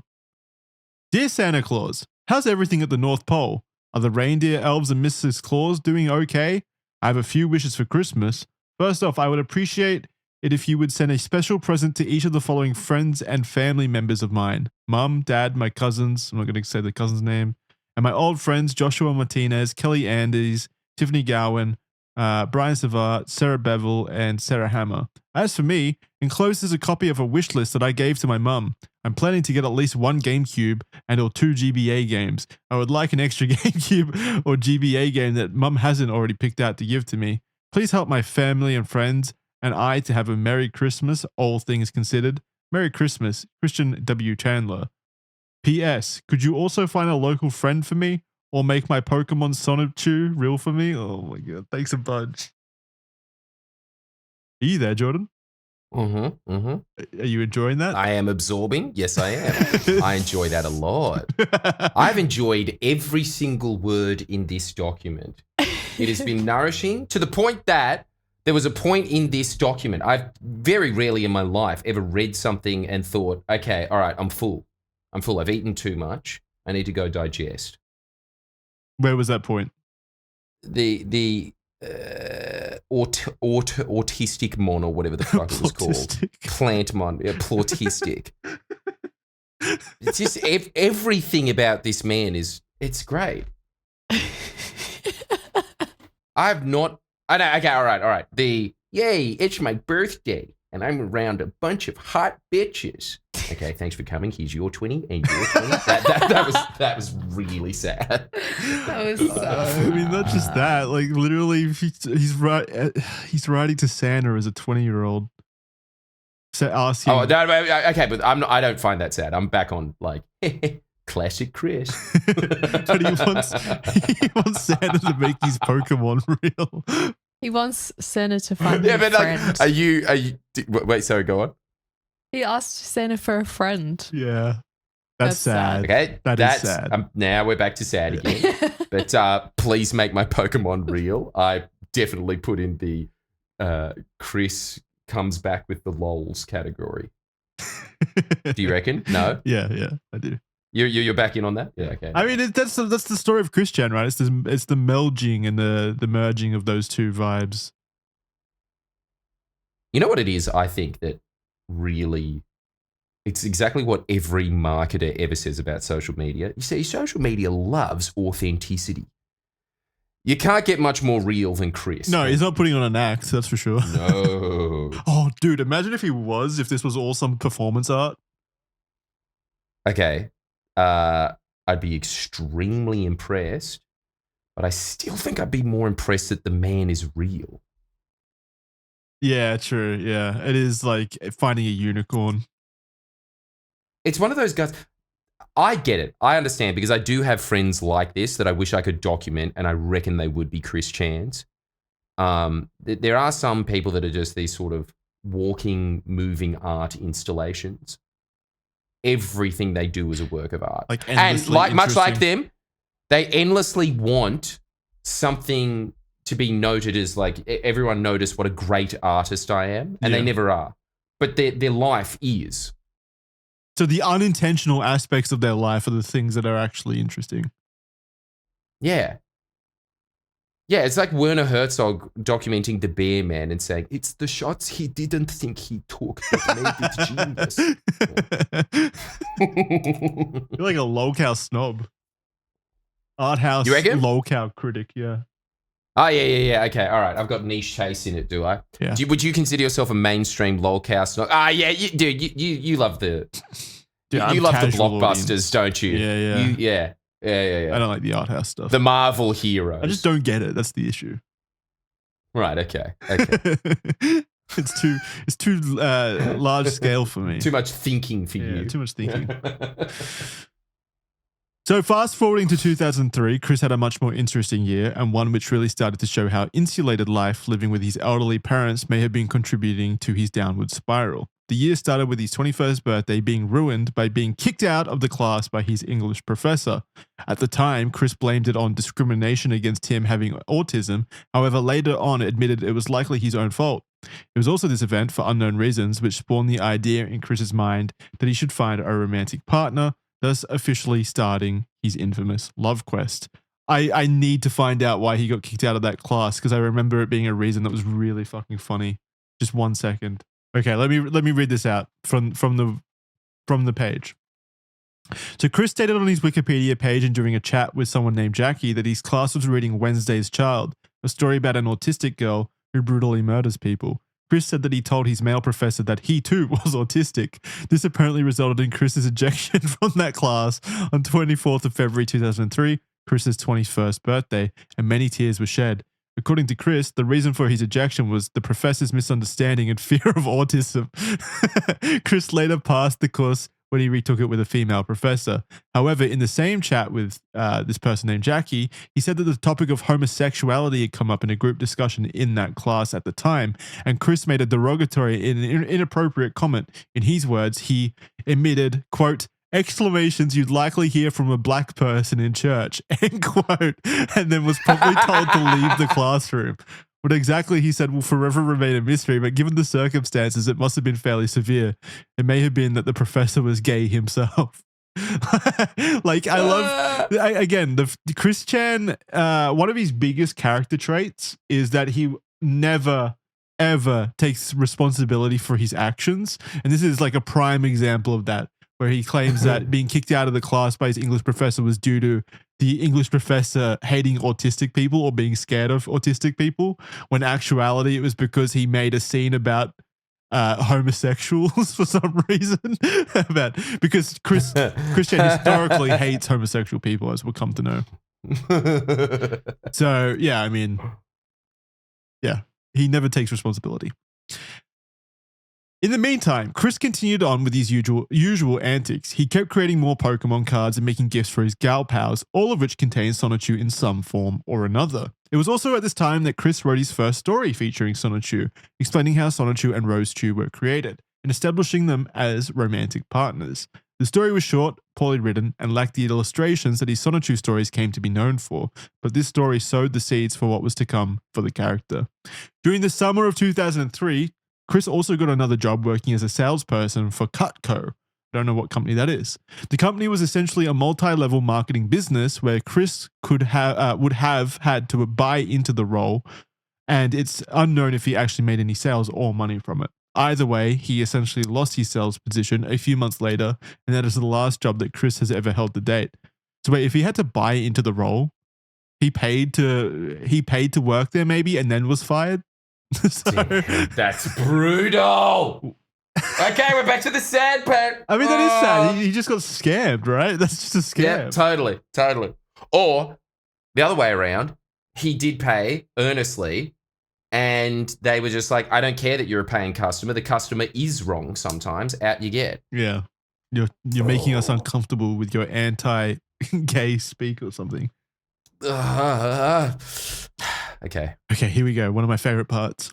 In the loosest terms possible, Chris also put together an album in 2003 aptly named Christian and the Hedgehog Boys. We have the album up on screen right now. It is a picture of Chris Chan photoshopped in his stylish red and blue shirt, famous with his Sonichu medallion on, with the Sonichu the Hedgehog Boys surrounding him, which looks like Sonic, Shadow, and Sonichu. That is incredible. All right, together. That is art. And it actually is getting to the point of being creative. Yeah, I mean, it's pretty cool. Christian and the Hedgehog Boys. He's a better artist than I would be. They're all my friends. Damn. I was gonna say he's a way better artist than I would be, so credit where credit is due. Totally. The album, recorded on a tape recorder, featured Chris singing over other people's songs with changed lyrics and song themes. There was no editing or production to these songs at all. Chris can be heard literally singing over the fully produced tracks from artists such as the Backstreet Boys and Britney Spears, complete with their original vocals. Such songs include So Need a Cute Girl, sung over I Want It That Way, which is the first reference to the term virgin with rage, which will become a significant factor of Chris Chan's personality. Here's some lyrics for you. Actually, no, let's just listen to it. Let's just listen to the song, right? Hey, look at me.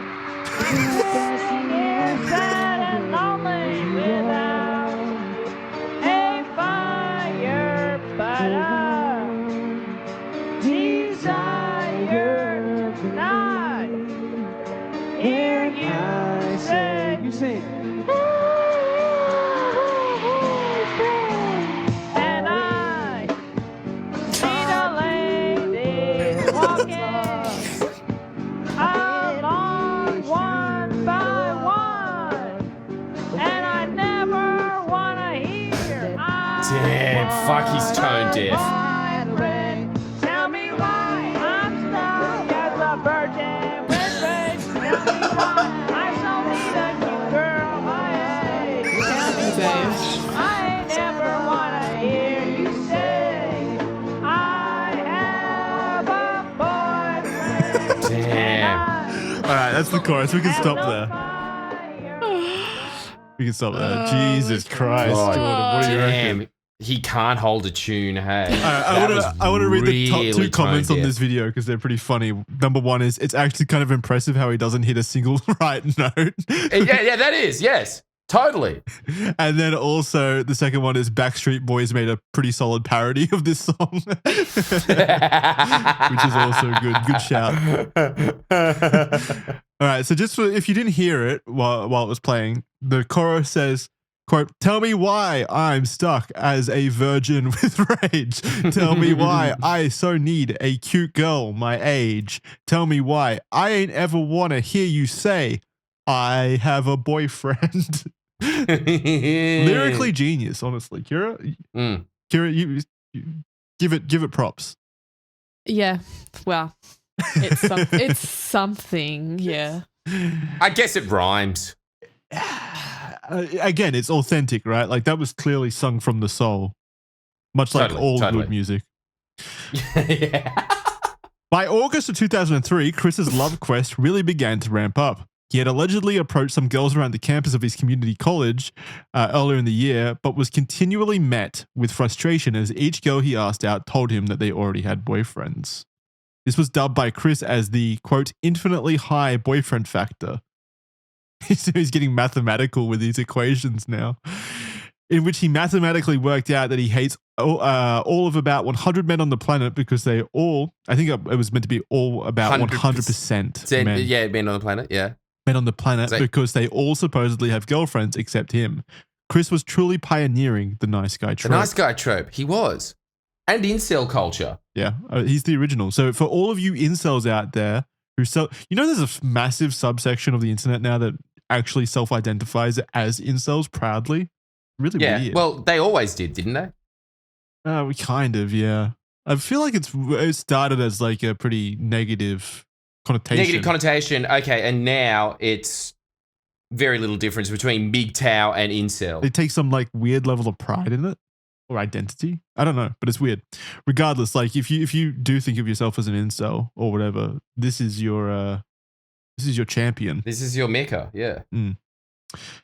He began putting up various attraction signs around the campus, all of which had the core message of, quote, 21-year-old single male seeking 18 to 21-year-old female, end quote.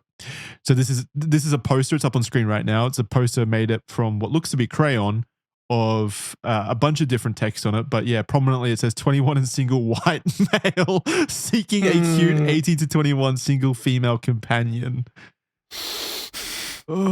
Chris also specified in these signs that he was after a white girl specifically, which to an autistic person may not have seemed like a problem, but obviously probably didn't come across as matter of fact as he would have imagined. Chris's love quest began to catch the attention. Wait, I want to read this sign more in detail because I remember there also being more additional funny details. Yeah, it's pretty funny. I'm reading it now. Do you want to just read it out for us, Kira? Okay. Says 21 and single white male with love hearts around it. Shy, smart, young at heart, computer skilled, entertaining, humorous, a great thinker and go-getter, natural salesperson, enjoys good parts of life, diplomatic, friendly, loves his family, peaceful, very creative. He's lonely. Oh. Santa didn't answer his messages, I guess. Seeking a cute 18 to 21 single female companion.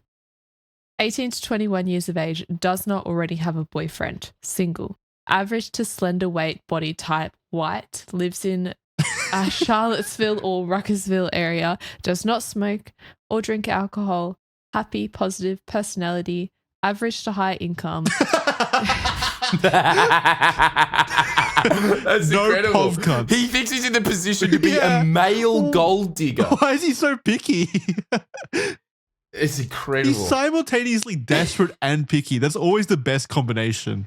Yeah. They also must drive a vehicle. And then he's got a picture of Sonichu's face. And then at the bottom it says, if any men read this huge sign, mind your own business. And to all men with girlfriends except marrieds and blacks, go jump off a cliff. Have a nice day. Smiley face. Why did marrieds and blacks get like what? Why are they free of that responsibility? I don't know. To all men with girlfriends except marrieds and blacks, go jump off a cliff. I guess because he's assuming like, well, he clearly doesn't want a black girlfriend, so maybe, I don't know. There's a weird level of racism here. It's weird. Chris's love quest began to catch the attention of authority figures on campus, including the community college dean Mary Lee Walsh. For a time, she and Chris had a passive-aggressive battle where Mary Lee would take down the signs, only for Chris to print more and place them all over the campus. In October, she ended up confronting Chris about the signs and allegedly tore one up in front of him. That bitch. How dare Mary Lee Walsh? That's art. I would have paid for that. Yes.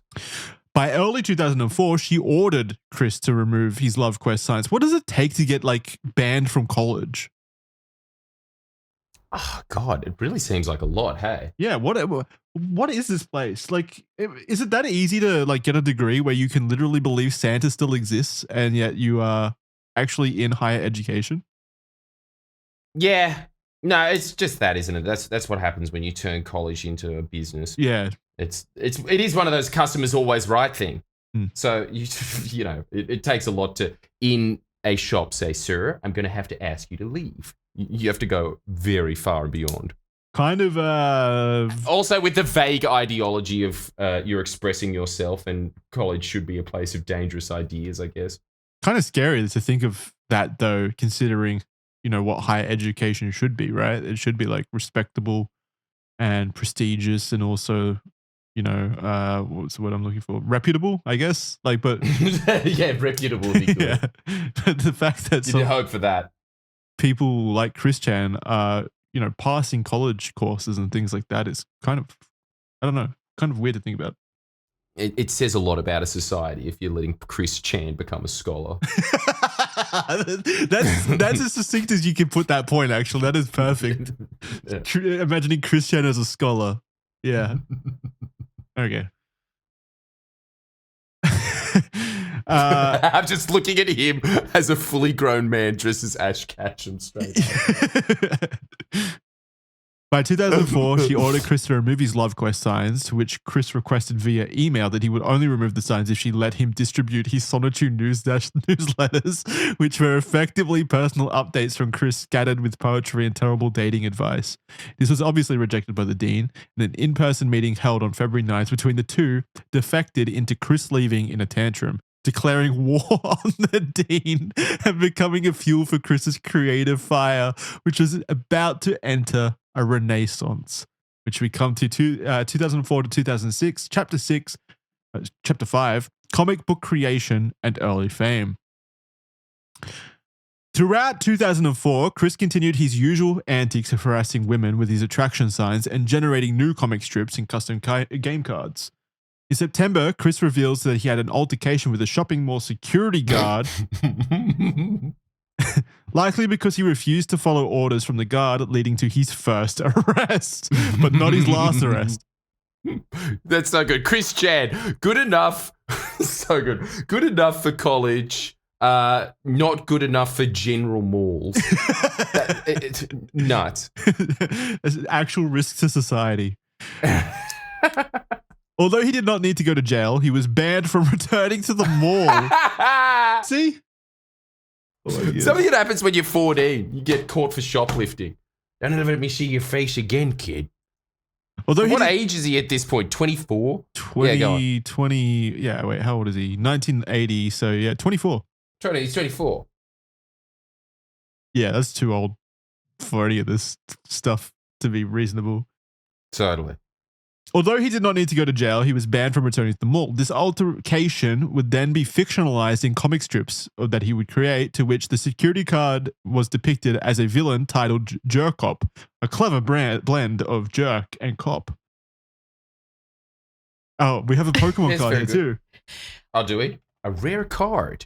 At the bottom of the card, the description of it is, this copper fiend wants to shatter the virgin's heart by destroying tools for attracting a boyfriend-free woman. All right, Jackson, come on. He writes the way he talks. Come on. Yeah. That is incoherent. Yeah, it is incoherent.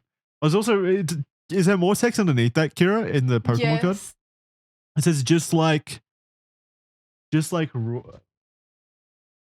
I couldn't make it out. The text is backwards. I think it's Merrily Walsh backwards or something like that. And she's also a villain in his comic book stories. He put that Merrily Walsh person in his stories, but put her name backwards so that she couldn't sue him. It's like that that old Disney villain, but it's like Walt Disney's name backwards. Oh, what's that? It is Merrily Walsh. Disney villain name backwards. I could just like type Disney's name out backwards, but I don't want to. Yeah, can't be bothered. Yensid, which is Disney backwards. Okay. Yensid is a sorcerer who appeared in the film Fantasia. Yeah, it's like that. See, he's just as good as Disney. If anything, he's that creative. With his love quest and misbehavior mounting, Chris was also suspended for 1 year from college, finally, by Dean Merrily Walsh. Now banned from campus and the mall, Chris began to blog about his state of depression and isolation, claiming that his father was preparing to write to George W. Bush, the President of the United States, to take action on the injustice. To improve his luck, Chris also wrote a poem asking for a girlfriend for Christmas. Let's find out what that poem looks like.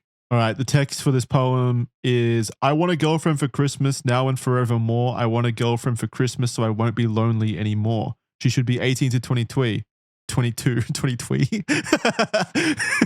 She should be 18 to 22 and she ought to be boyfriend free too. Nice. He rhymed 2 with 2. He's a genius. He is a genius. Why do all the jerks get all the pretty girls? Oh my God, it is nice guy. Leaving me with none to choose from. I want a girlfriend for Christmas to share my love. Oh, I want a girlfriend for Christmas to kiss under the mistletoe. And that was for people keeping up to date with your Sonichu's News Dashes. That was from Sonichu's News Dash number 6, dated 4th of December 2004. Man.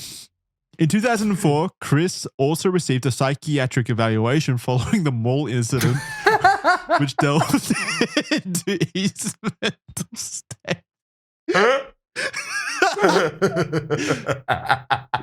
Oh, it's too good. It is. The psychiatric evaluation recommended that Chris receive further clinical treatment, including anger management, medication for his obsessive thought patterns, and social skills development. Although it isn't clear if the Chandler family followed through with the recommendations. Despite all of these incidents, perhaps the most notable thing that happened for Chris across 2004 was that he properly combined 2 of his biggest interests, Sonichu and drawing, for the first time. Over the course of the year, he intermittently drew comic strips of his beloved characters, Sonichu and Rosechu. Chris himself also appears in the comics, and some dramatizations of his personal experiences also snuck their way into the early comics, including his love quest and introducing Mary Lee Walsh and the Jerkops as the villains of the upcoming comics. These small comic strips were eventually compiled into the first full release of the Sonichu comic called Sonichu #0, released in March of 2005. A very special day for mankind. And people do read these. Yeah, for sure. People want next installments of Sonichu. I do. Do you not? You want it as well. Hang on, have you read them? No, I haven't. But is it sort of I'm like waiting. how manga fans are into Dragon Ball original and shit? Yeah. I mean, people read them as a joke, obviously, but yeah. Well, it's because like it just said, it's a dramatization of his life, basically. So there's so many details in there about his life that he just. It's not. There's like no fiction in there, really. It's just a way to glean more information about Chris Chan's life, especially his early life. Okay. All right. To the eventual internet trolls that Chris would attract in later years, these Sonichu comics are considered to be his magnum opus, a perfect amalgamation. Man, I'm sorry, just this shitty front cover. Yes, my greatest work. You know, your magnum opus. I just actually read the cover of the comic. It's a picture of Chris Chan, drawn Chris Chan, and Sonichu together. Chris Chan is saying, "Go Sonichu, go out and zap to the extreme." And then Sonichu's running off saying, "I will, thank you, father." Thank you, father. That's his son. It's his son. Oh, it's so good. And it's incredible that he speaks in the same way that poorly dubbed 80s Japanimation was. Well, that's probably what he was like raised on, basically. Yeah. So he speaks like poorly dubbed English. Exactly, yeah. It's kind of like when people in Pakistan or something grow up watching Friends. Yeah. Nuts. Sorry, continue, but that's interesting. So yeah, this was a perfect amalgamation of all of Chris's quirks and delusions about the world. For example, Mary Lee Walsh became the core villain of the series for multiple issues, framed as Chris's arch nemesis trying to foil his love quest. The comics were incredibly important to Chris as well, and over the course of 2005, he was struck with so much inspiration that he completed a further 4 full issues, an uncharacteristic spate of productivity for him. Yeah, I mean, it definitely slowed down in the future. Yeah, his output became pretty awful in terms of the Sonichu comics. 2005 was when Chris first started attracting the attention of the first of many of these so-called trolls, internet people. They would leave messages on Chris's website's guest book with entries claiming to be written by hot models, writing that they want to meet up, sending Chris on dead-end visits to various locations in expectation of finding a girlfriend.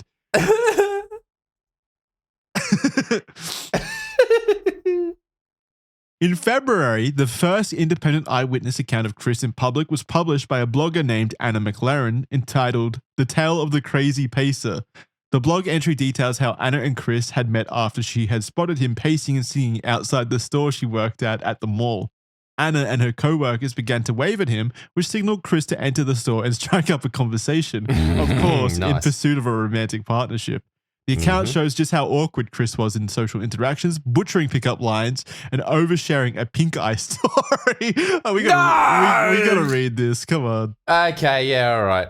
Why would you say that? Yeah, why in the first meeting? That's his game. Okay, so this is there's like a transcript of their meeting here. I was behind the counter and my friend was like, "Psst, Anna, he's coming in."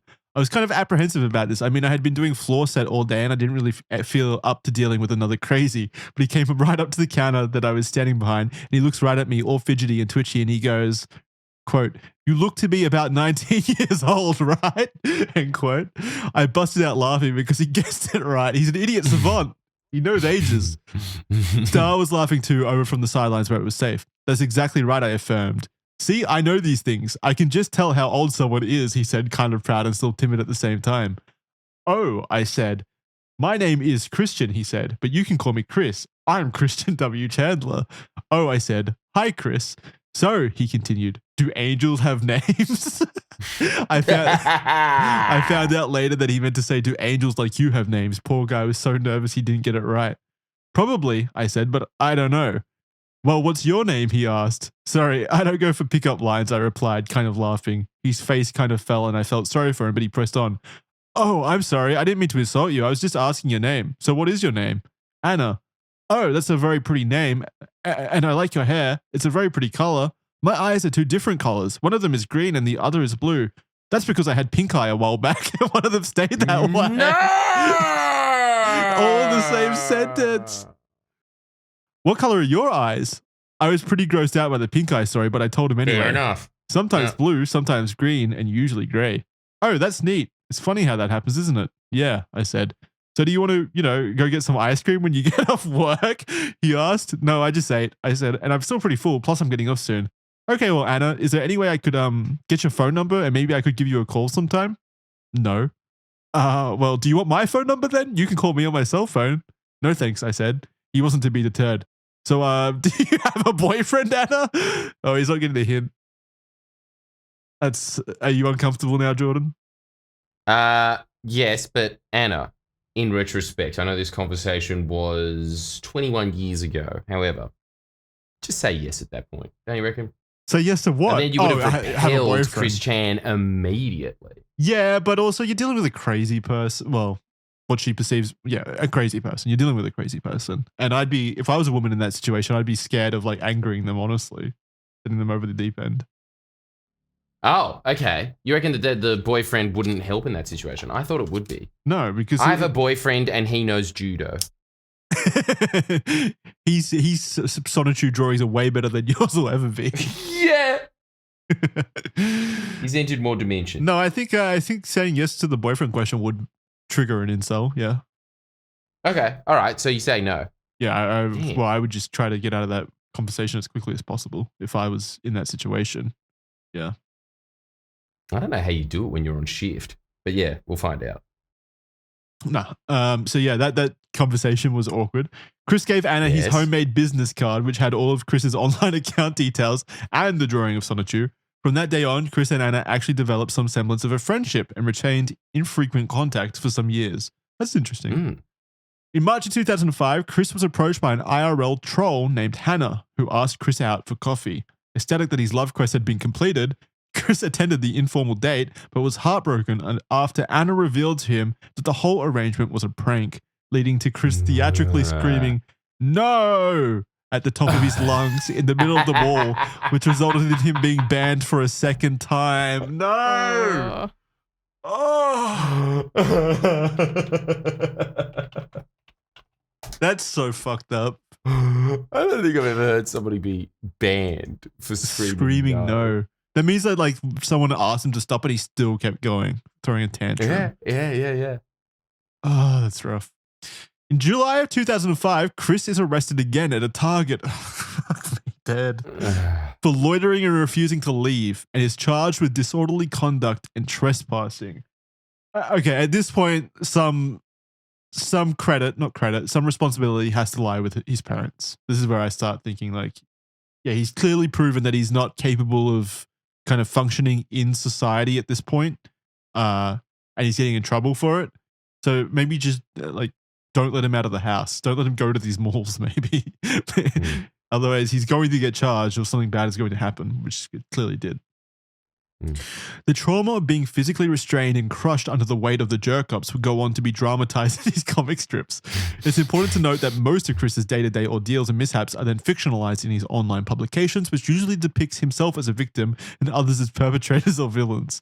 Again, he's impossible of accepting any fault for anything. Other minor things of note from 2005 include Chris entering his half-effort video pitch for an Adult Swim commercial contest, issuing his final newsletter and chatting with random women on MySpace, struggling to arrange dates and misinterpreting casual conversations as expressions of interest. He was also kicked out of a McDonald's for solicitation. What? Oh, okay. I thought he was actually trying to hire a prostitute. I was confused there by that term of solicitation. He was also kicked out of McDonald's for solicitation due to using his attraction signs in their restaurant, resulting in Chris arguing with the managers or managerks, as he calls them, and issuing them with "Curse ye Hamihas." These are essentially Kamehamehas from Dragon Ball, which Chris would occasionally do against enemies in a state of rage. He would yell out the syllables and do the motion in public, and he genuinely believed this would curse his victims. Supposedly, I would be really scared by that. Isn't it funny that he believes that he's cursing victims with these cursey hamihas, when in fact he's actually cursing people with his Sonichu medallion? Yeah, what the hell? And that's supposed to be a lucky charm for him. Yeah, he actually did create curse material, just not in the form that he thought. Supposedly he performed these cursey hamihas in his meeting with Mary Lee Walsh, and that was part of the reason he was suspended from community college in 2004. And we have a description right here, as well as a picture of a cursey hamiha. This picture itself is cursed. That's like a horror picture. That's a terrifying picture of him screaming with the Sonichu medallion on his chest. This looks like found footage of him doing a cursey hamiha, or whatever the fuck. And he says, describing it, he says, "When cursing, I feel enraged or really angry. I channel that energy between my hands, gathering them in and throwing them towards either the target I'm angry at or the ground or skyward. A choice of words are optional, but they do seem to add more oomph to the attack." He's so irresponsible. He's throwing these cursey hamihas up into the sky. They've got to come down sometime, Chris. They're going to hit an innocent person. That's horrible. You're an irresponsible cursey hamiha. I want to hear him do it. It's now time to introduce Megan Schroeder, another pivotal character in the Chris Chan saga.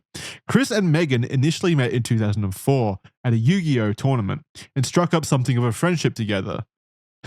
By the tail end of 2005, the two began emailing each other, with Megan occasionally asking Chris to buy things for her from eBay.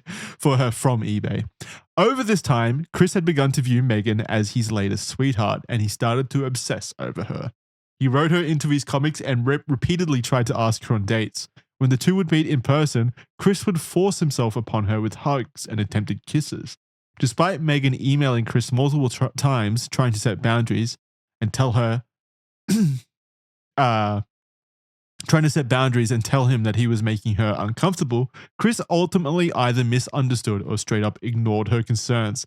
Now look at this picture of the two of them at the game place, which is like the video game store where they would meet and hang out and play Pokemon and stuff. Yeah, it looks very much like the 18th birthday party, doesn't it? Yeah, very uncomfortable photo. Him leaning in towards her. She actually looks terrified. Yeah, like genuinely. I don't think I've seen a person look more uncomfortable in my life than what she looks like right now. She reminds me of a guinea pig that you see at the pet store that's about to get picked up. Yeah. Oh my god. In that like hair on the that kind of face. Terror knowing what's lurking behind you right now. Like I know she's desperately thinking in her brain, he's not real if you don't look at him. If you don't turn around, he's not real. He can't hurt you. Kind of vibe. And it's a good theory as well. He's some eldritch horror. He could be. There is a mythical quality to this man. By 2006, Chris was starting to fall further into negative spirals. Aside from releasing 2 more issues of Sonichu, he was continuing to act clingy to Megan, and making her uncomfortable. He also began purchasing large amounts of items from eBay, something which would ultimately lead to him falling into debt. After seeing the state of his bedroom full of collectible toys, and knowing that his parents also had tendencies for hoarding, it's not surprising that he would start to develop similar habits. Predominantly, the items he was buying were related to Sailor Moon, My Little Pony, and German World War II pictures. That is such a fucking combination. Oh my god. What? Sailor Moon, My Little Pony, and German World War II pictures. Okay. It is peak autism. Yeah, I guess it is, right? You can't get more than that. I was trying to think of what the connection between My Little Pony and German World War II pictures are, but I guess it is just autistic hyperfixations, right? Totally. Absolutely. These focuses were likely due to Megan's interest in them, something which she called out Chris for at one point in their emails. This wasn't all Chris was buying, though, as he also started to dabble with buying pornographic items and sex toys from adamandeve.com, something which he would begin to do with increasing frequency in the following years. 2006 was also the year that Chris finally graduated from community college. He actually He actually He did it. graduated. Our Oh my boy God, did it. dude. Despite all challenges, he overcame. I don't know if that's impressive or terrifying. It's a Hallmark movie at the very least. They all made fun of him. They all stood in his way. Nevertheless, he persisted. And got something that, like, it really feels like you're getting a college degree at a community barber shop or something. Hey? Yeah, I know. I this know there's a can't be difference worth between anything. community college and prestigious universities and colleges, but still, this feels like a participation trophy. So Yeah. it's weird. Yeah, and looks it. Yeah. He graduated with a CAD degree, CADD. Don't know what that is. Oh, CAD, computer aided drafting and design. Mm-hmm. Although this was an achievement for him, it carried the same downside as his high school graduation in that his social interactions and social circle once again began to dwindle. Still, being unemployable and not retaining many friends meant that his interactions with real people became limited largely to card game events, and he became further detached from reality. We come to the final chapter of this episode, Chapter 6, The Internet Discovers Chris, 2007 to 2008. The first half of 2007 was relatively quiet for Chris. He continued emailing Megan, and he brought a PS3 as well as more and more sex toys. What a year.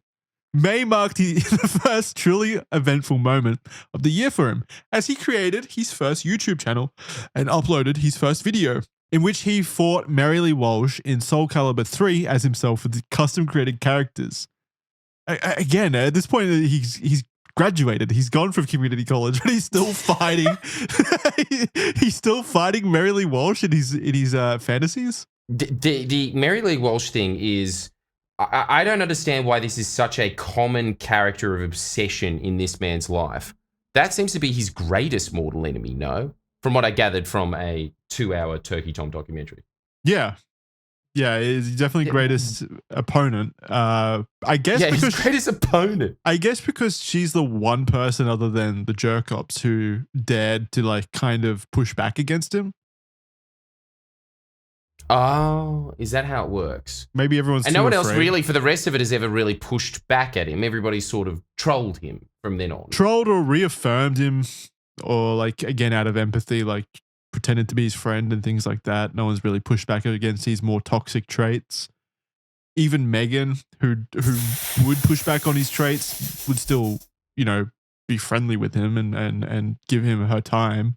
So, yeah, I think Merrily Walsh is probably the first real villain in his life in the true sense of the term, the one that actually took a stand against him and decided that love was not on his side. He did not deserve love or his love quest. Megan also spent the summer of 2007 in Kentucky, leaving in early June. Despite the continued email correspondence every few days, Chris missed her dearly. That was when he had an idea to try and finally win her over for good. In June 2007, Sony America announced a contest to promote the upcoming release of Parappa the Rapper on PSP. Entrants would have to perform one of the raps from the game a cappella. The grand prize, 2 Sony PSPs and a trip for 2 to Seattle for 3 days to attend PAX 2007. In Chris's eyes, winning the competition would be the perfect opportunity to invite Megan on the trip, win her over, and finally lose his virginity. He filmed his video in his bedroom at the end of the month and entered the competition. God, if that panned out for him, that would be a Hallmark movie. All right, let's watch the video. No, it wouldn't be. Hallmark's too good. I But, yeah, all right, we've got to watch the video. We have to watch it. AP Station. My name is Christian Chandler. I live in Rocksville, Virginia. I have a PSP. I like the rap. I play with the rapper. I go with you now. The only song I know is Master Onion, which I got from a demo I bought from my friend Megan. I have the PSP and she don't. So give me the PSP. I rap the rapper so I can give one to her. And we can play together. So here we go. We're gonna sing it now. Master Onion a la mode.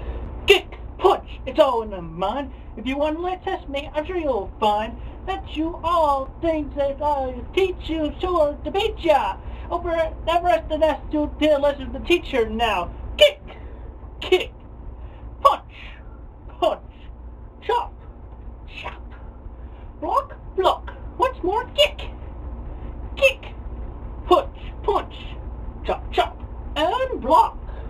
Oh, damn. Look at Yeah, that. these video effects are going pretty hard. Yeah, they're going hard. We gotta move down. The rest of you jockey. No.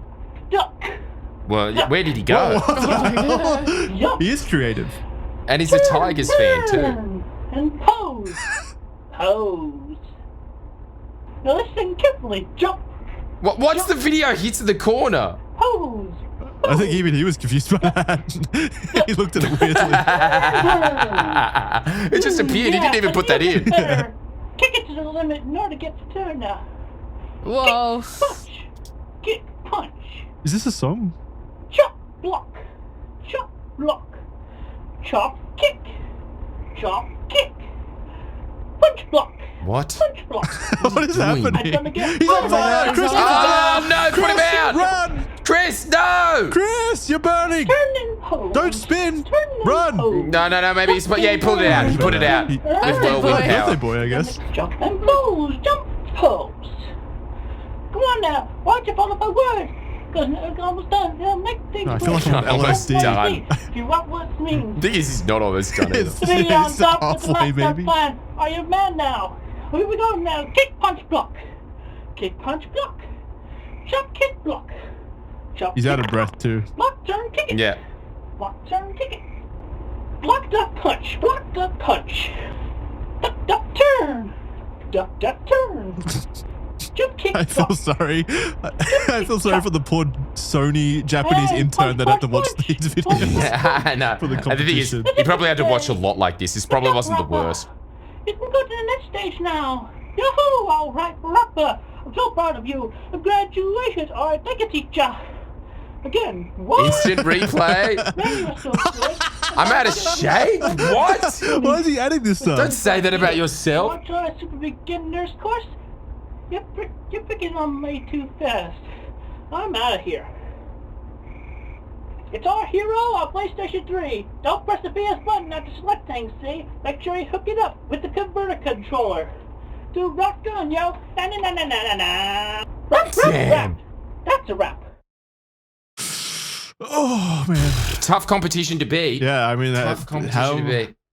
how do you beat that? Honestly, that is all of the video effects alone really sold it. I did like how he threw in there.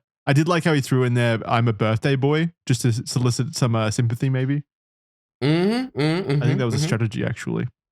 Me too. It worked on me. Yep. Surprisingly, Chris managed to get through to the top 10 of the competition, where it transitioned. I told you. So that was not the worst. Well, no, it was the best, actually. One of the best. Obviously. Yeah. Stupid question. Where it transitioned to a vote-based format. He then went on to ask numerous people for votes, including his gal pal Anna, his half-brother Cole, and a guidance counselor from his old community college. He also handed out flyers. Wouldn't it be great if he asked Mary Lee Walsh? Yeah, sorry, go on. Let's bury the hatchet. You better Can you do it, please bitch. vote me? Yeah. Vote for me. I will forgive Yes, all transgressions against my love quest. Yes, like in many comic books, the villain and the hero have to come together to beat a greater foe. Exactly. Uh, Combined yeah. forces. Yeah. All his gal pals, yeah. His half brother Cole. Has this guy ever been mentioned before? Yeah, at the very beginning, I think Barbara had several marriages beforehand or relationships beforehand, and one of those relationships created a man named Cole Smithy, who is Chris Chan's half brother, and he comes up later in the story as well. Nice. So Cole Smithy. He also handed out flyers at the Game Place, the gaming store that Chris would frequent to socialize, and created ads on his various websites. And to top it all off, he also voted for himself from numerous other fake accounts. He's wily, Chris. He's smart. Ultimately, though, And motivated. despite all of his efforts, Chris lost the competition, which was instead won by a man named Adam Stackhouse. Chris was infuriated by this and became a complete manchild about it. He claimed vehemently that Adam had cheated by accompanying the song with music, despite the fact that he was beatboxing, which still counts as a cappella, and for featuring his sister in the video with him. Chris posted angrily to various websites, emailed Sony about it, and even went so far as to create a fake webpage declaring himself the winner. He also made a YouTube video in which he shot out a printout of Adam and his sister for a couple of minutes with the toy gun. I'm sorry, we have to watch this. We have to. I'm clicking on it. Now we're getting into when Chris starts making videos. It's too good to pass up. Oh, his transitions are sick. They are.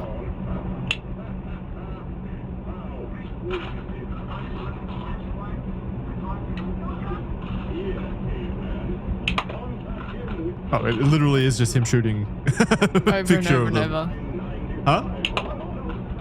What'd you say, Kira? Just over and over. It looks like he talks towards the end. Let's skip to like He does. 145. Skip to 145.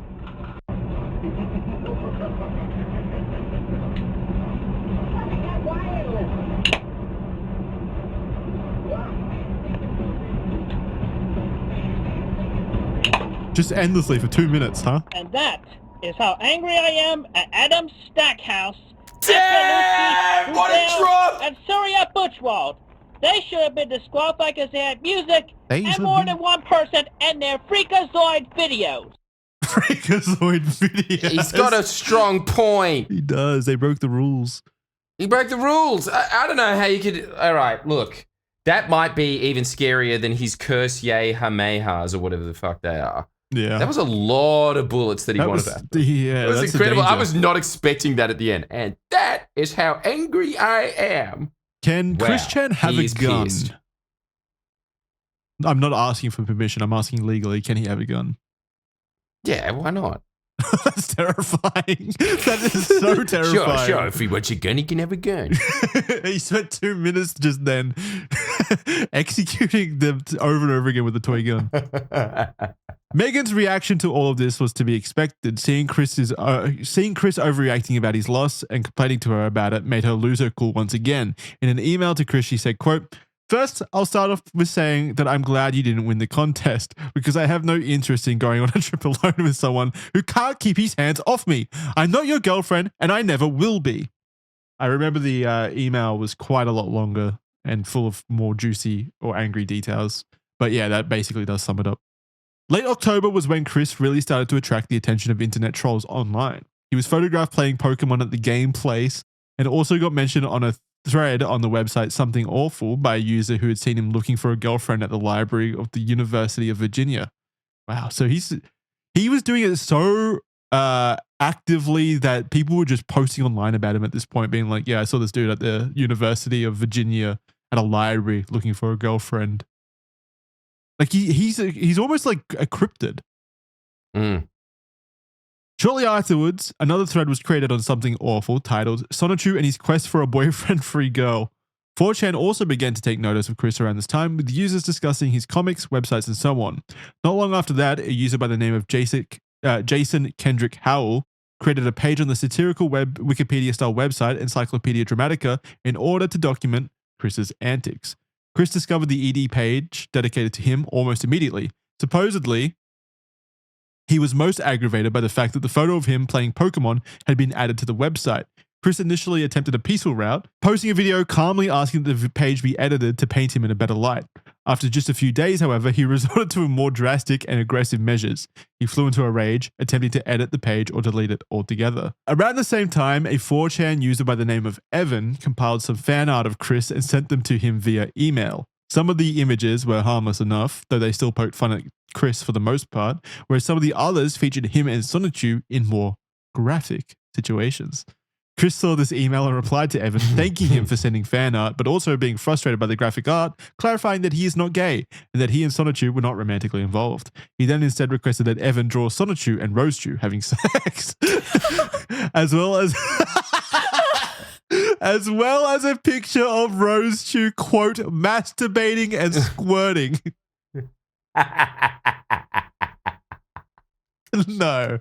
What the fuck? All right, that's it. I'm looking it up. Yeah, I gotta look this up. So Chris responds to Evan saying, "Thank you for your fan art contributions. In constructive criticism, I like the one with me and the girlfriend audition sign, as well as my glaring in the eyes of the blue guy. But I am feeling great detest towards the other two. Sonichu and I are not of that nature at all. If you would like to make it up to me, though, please draw a strip of Rosechu stripping for Sonichu and have him fuck her, and draw Rosechu masturbating and squirting, emphasis added. I am straight, damn it. I will not be veered in any other disgustingly grotesque direction. Again, Most nasty fan arts are not appreciated at all. Please feel free to share that quote with the rest of the fans. Sincerely, Christian Weston Chandler. Chris included a picture in the email of himself and Sonichu looking angry. Sonichu appears to be waving his hand awkwardly. We're keeping track. And then Evan replied, including a comic featuring Rose-Chew with a giant squirting penis. I'm very sorry I disappointed you, Chris Chad. I drew what you wished. Oh, and here's some more art from my friends. I didn't enjoy any of this stuff though, so if you don't like it, I have no guilt. In this email, Evan included 4 drawings, including depictions of more Rose-Chew penises and a naked Mary Lee Walsh. Oh.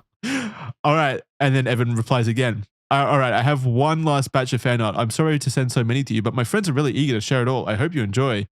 Evan appended 5 more drawings with more dick girl Rose-Chews and a parody of the oversized drinking straw of fail. Don't know what that is, but regardless, he's sending more Rose-Chews with penises. Chris responds to Evan saying, "Thank you very much. You just saved me a lot of trouble in sorting out the pics from the hellish embellishment of my person that I'm certain you are in on." And then Chris included a link to the Christian page on Encyclopedia Dramatica. And then Evan replied, feigning ignorance, saying, What a horrible page. I'm sorry. I must wonder how they got pictures of our emails. I hope no one's hacking my email account. Smooth.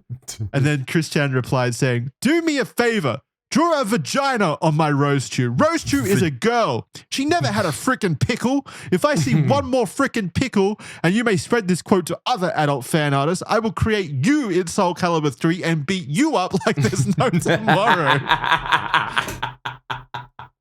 And then Evan replied saying, so satisfying. Attached to the drawing of Rose-Chew holding a pickle and saying, "I wish pickles could masturbate and squirt." Squirt. And then a cartoon Evan replied, "Fudge, you're going to beat me up in Soul Calibur now, aren't you? I shouldn't have let our souls get fiercely entangled." Very, very funny. That's a good one. I will put you in Soul Calibur and beat you up. Chris attempted to edit the Encyclopedia Dramatica page multiple times to present himself in a better light, but his efforts weren't working. So on the 11th of November, he makes simultaneously one of the strangest and worst decisions he could have possibly made. Are you ready for this? Okay, the send up is good, but go on. He drew and uploaded multiple pornographic pictures and uploaded them to the Encyclopedia Dramatica page. Most of them contained characters from his Sonichu comics in various sexual positions. However, the 2 most concerning images were one of a naked Mary Lee Walsh, as Chris portrayed her in his comics, and worst of all, an image of Chris fingering a girl and giving a thumbs up. Although this girl was initially speculated to be Crystal, which is Chris's fictional sister that he initially dreamed up in a Sonichu character comic. Yeah. Oh, it's a theme. It's all in the family. Yeah, Crystal is in the Sonichu comics, and it's like Chris's fictional sister. Yeah. Damn. Chris was quick to dispel those incestuous rumors by clarifying that the girl in the picture was in fact his close friend Megan. Leave Megan alone. Kira, I'm just listening to Kira shudder in the background. Oh, it's so gross. Incredibly, soon after Chris uploaded those images, another user actually removed them. But Chris re-added them, meaning that he made that terrible mistake twice. So he's drawn pictures of a girl he knows naked, him fingering her. Now, I need to find the picture, actually. Because Chris Chan fingering picture, because I think it's got text in it. Yeah, okay. So you know how when you upload a file, like the title of the file is, you can see the title of the file, what the person names the file, basically. He named the file "She Came for CWC," which stands for Christian Weston Chandler. It sounds poetic in a way, but it's just talking about someone squirting for him. I'm trying to find it because, God, this website is so slow. It is, isn't it? It's terrible. Okay, here, I'm posting in chat for you the picture, just so you can... Okay. Have you seen it? I think so. I think I saw the bone one. There you go. Oh! Oh, We can't put this on screen, obviously. Or dude, he's No, we fingering, can't. but he's getting ready for a fist, isn't he? yeah, wait, I didn't even notice that. His whole hand is in there. He's getting ready. He's preparing. A good landing strip. The thing is, okay, even in his idealized version of himself, he's still really bad at fingering. And He's just, there's no way that'd be good. It's actually quite surgical almost. The cool part of this is that in this sexual act, the Sonichu medallion stayed on. He's still wearing it even in that, even in the portrayal. Oh my god. Got to keep his lucky charm. Kira, well, what are you, as a woman, what are your Here's the thoughts here? moves. I Come on. have none. Yeah, you got thoughts. Come on, give us thoughts. Thoughts? Yeah. Like disgusting? Just disgust, just pure disgust. She also has really deformed legs, doesn't she? Tiny, Very tiny bendy. legs. Bendy legs. Well, not No bendy. knees. Like, what's the opposite of bendy? Well, no, they are bendy, but they're like, I don't know, they're like SpaghettiOs or something. I don't know. Yeah. It's like those Pink Panther toys you used to have as a kid. His proportions are all off. I'm not sure what the fuck I'm really even. No, I know what I'm looking at. His but the proportions tits are right on point. That's the only thing They are pretty good Like tits. everything else is, yeah, and the stomach.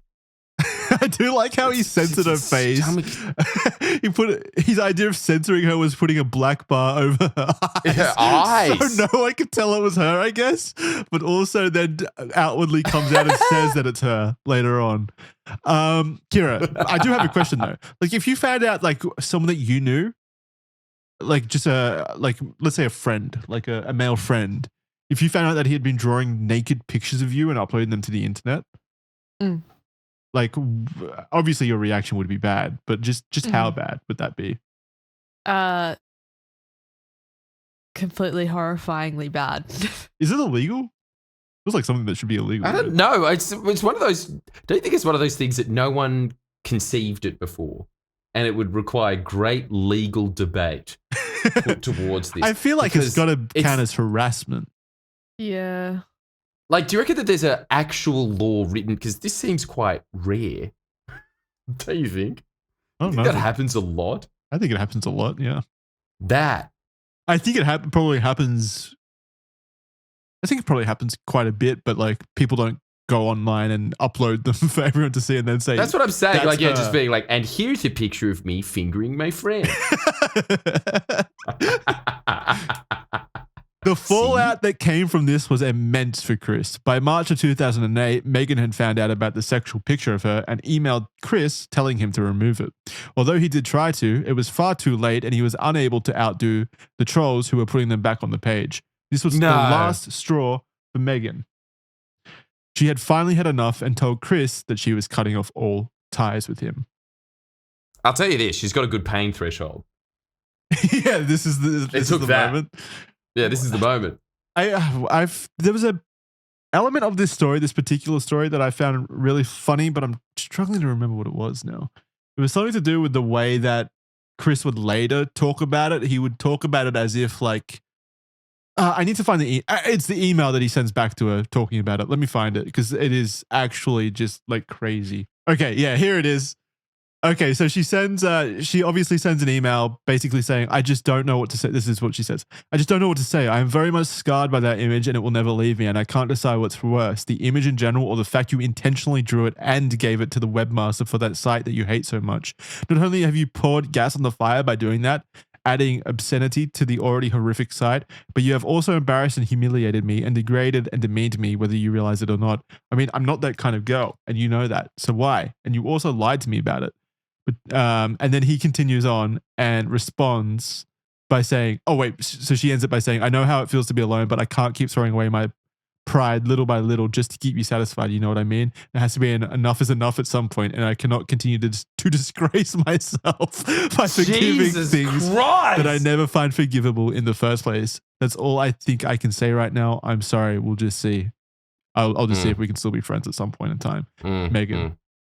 He replies saying, I understand. This is verbatim what he says. This is his reply to her big message, basically saying, I found out. I'm disgusted by what I saw. I feel like you've betrayed my trust and so on. He replies saying, I understand. You may or may not have had much exposure to sexual images as I've had. So the idea of a hand job in quotation marks and then parentheses, which was the actual on there, and parentheses, as part of outer course versus intercourse was a surprise to you. I'm sorry. If it helps put things in perspective, I can recommend finding information on the internet through this educational website I found through adamandeve.com. Or I recommend renting The 40-Year-Old Virgin. That movie touches on some of the issues around sex and how it can really frustrate an older virgin who hasn't had the pleasure yet. Or I can loan you my copy of The 40-Year-Old Virgin. The point is allowing yourself more exposure to sex acts to make yourself feel more comfortable with that fact of life. Basically, like insulting her for being, like he's insinuating she's a prude for being offended by this. Yes. He says, you just need more education. He says, I worry about you and I want to help you as much as I humanly can. While I am on the verge of taking that Encyclopedia Dramatica page taken down, I understand that there are a number of other web pages of hate against me, and as much as I would like to be able to track everyone down and report them and get on the verge of taking them down as well, someone else may put another hate page up against me. It's a fact of this modern world known as cyberbullying. And as for the drawings, while I have shoved the text information down their throat in an attempt to drown them into submission, there were too many images of penises on there. I drew drawings promoting vaginas to go against those dickheads. I did the drawings of Sonichu fucking Roastew. I did the drawing of Bubbles getting it from Black Sonichu. What the fuck? I did the drawing of Bubbles. Is that the Bubbles? Isn't that like a... Oh no, that's Bubbles Roastew. I was going to say, isn't Bubbles fucking... What's that cartoon with Bubbles? With the little kids. They're superpowered. Yeah, the three Bubbles. Powerpuff Girls. Yeah, I thought it was that. Yeah, which would have been really bad. yeah, totally. But yeah, I did the drawing of Bubbles getting it from Black Sonichu. I had the idea of pairing them up in the comic book anyway. I did the drawings of Angelica and Merrily Walsh, that witch hag.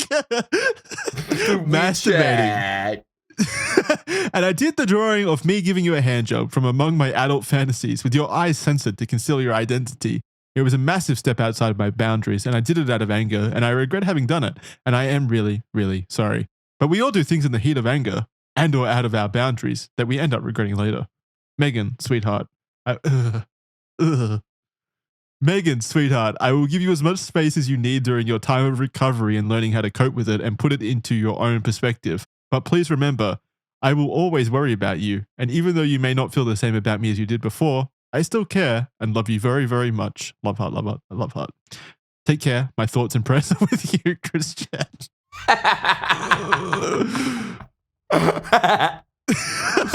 Oh, Christian strikes again. So many classic moments. And this is like supposed to be the quote unquote boring part of his life, isn't it? Yeah. The here's me fingering you. Oh, you don't like it? Here's how you get educated on the subject. Watch The 40-Year-Old Virgin. Oh, here's another one. This is an important email to read. It's still about the Megan porn incident, which we're calling the Megan porn incident. He just sent this. She stopped replying to him, obviously, and he just kept spamming her emails like every few days, basically. This next one's important, though. Subject, hey, Megan. You know about as much as I know that I have taken responsibility for my error, and it has also been bringing me the darkest pain this month. I want to patch up our friendship because I do not want any further discomfort between you and me. Although the accursed page is there now, if we just ignore it, it may fade away in a month or so. Also, if we let every little dirty detail bother us, we're just as bad off as any pop or rock star. What does that even mean? Yeah, I don't know. They get abused by the paparazzi and the media for the details of their deeds that they could not have known about themselves at the time. Yeah, but you uploaded the picture, Chris. Yeah, Chris, what are we talking about here? From the maximum amount of stress from all that, they sometimes get totally out of whack and possibly hurt themselves. But you and I are only civilians without so much fame and fortune. You and I, we do not have to suffer such star stress. If we only put it behind us, we don't have to build such a stressful level within ourselves. I myself had left it a good distance behind me for a few months, but then you were bothered by it, and I couldn't help but dig up the remains left behind, only to build up a very stressful, torturing month for me. Megan, I am very sorry for uploading the drawing, and I really wish I could go back in time and stop myself from making that mistake. Yet I do not regret drawing the drawing. Oh my God. But I stand by it. It's art. Yet I do not regret drawing You the don't drawing understand. because if I hadn't released my frustrations in the creative sense, I might have actually done something really dumb and stupid. What does that mean? Damn. Oh my God. What does that mean? Oh man, Chrissy boy. The drawing was It's the only getting thing dark. stopping him from raping her?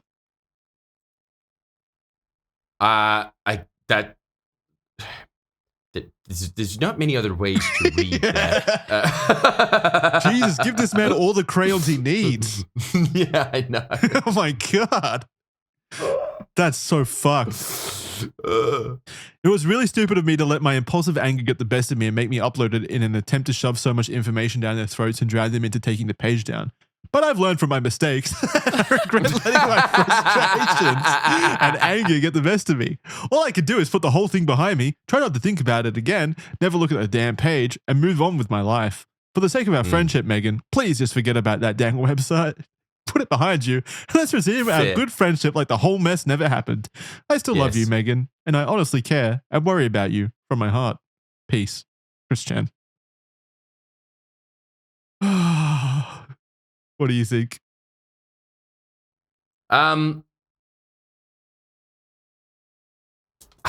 It's so much information. It is, but it's also strange just the characterization of them being this sort of pen pal relationship where they keep writing to each other.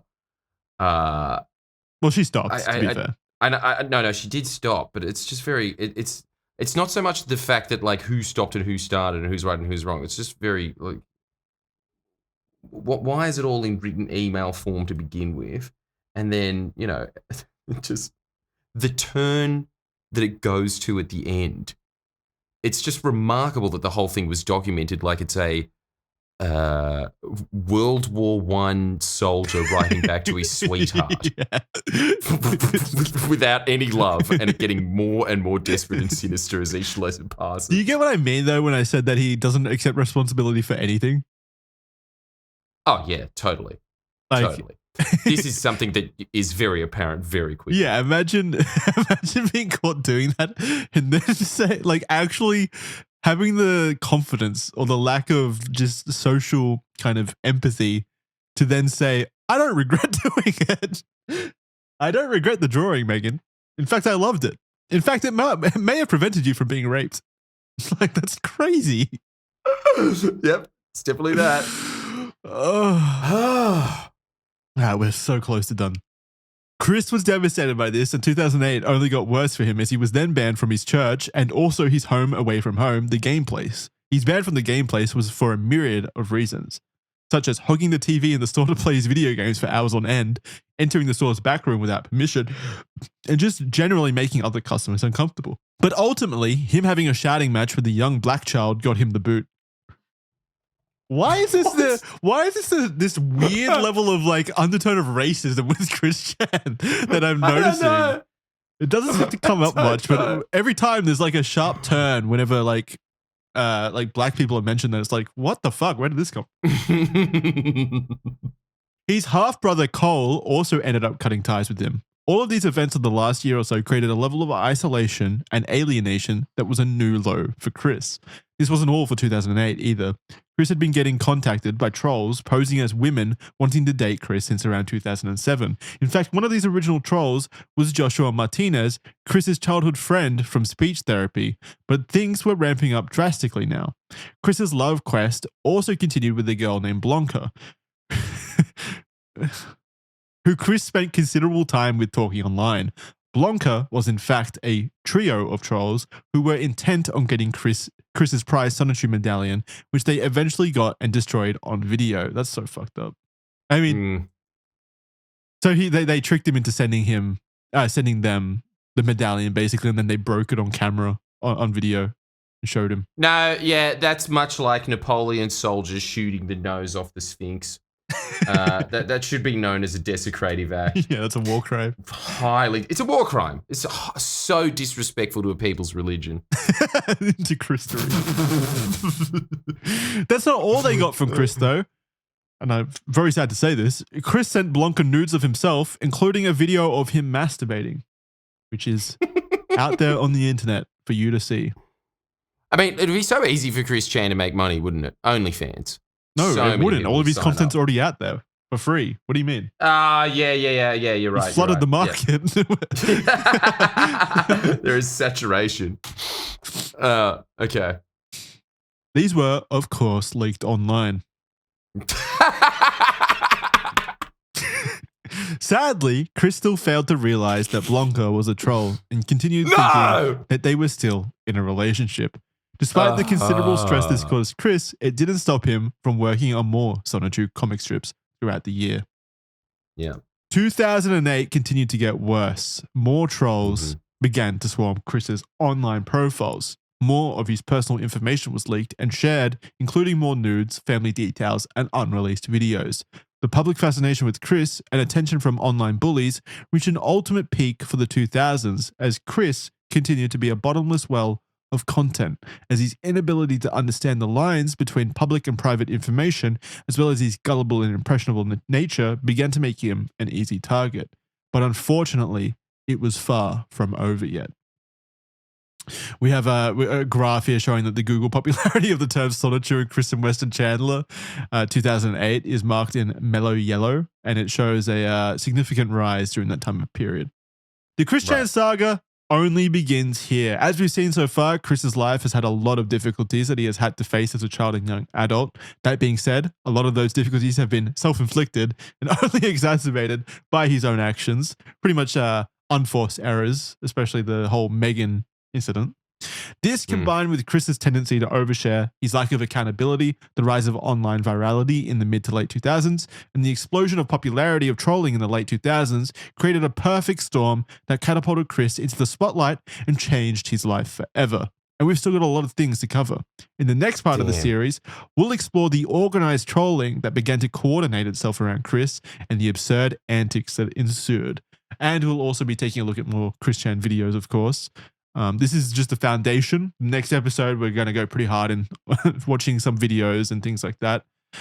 So stick around for that. It's not going to be next week. We're going to have to break up Red Thread in terms of Chris Chan episodes. It'll be a few weeks of research before we get ready for the next Chris Chan episode. So look around for it in a couple of weeks' time. But yep, that's going to do it for this episode of Chris Chan. What did you guys think? What an odyssey. And it's only just again, started. I can't believe that this is just Fellowship of the Ring that we're at right now. Yeah. Because Fellowship of the Ring, the whole time I was sitting there and saying, when is it going to start cooking? All right, fair enough. You got to wait until the second installment. Here, the second installment came at about page 2, I think. Page 2. It just started ramping up to the Battle of Isengard, which is at the end, you know. And that fingering really did look like a battle, didn't it? Battle of wits. He's been outclassed. And so, really, is this known in Christory as a watershed moment in Chris's life, the fingering picture? That was an enormous pivotal moment for sure. And again, a very unforced error and one of the main things that instigated his popularity. And then that's when trolls started to come in and converge on him and really exacerbate other storylines, let's call them timelines. Yeah, okay. No, there were a bunch of like cumulative storylines that were existing during the 2008 to the like 2012 period where there were different trolling groups all conducting their own little operations on Chris Chan, basically. Where he'd be involved in various different things. So we're going to cover that in the next episode. Kira, what did you think? Yeah. Are you happy that you know about Chris Chan now? No. You could just say what you think. Okay. It was pretty cool that Kira like actually thought about it for a bit as well. I like that.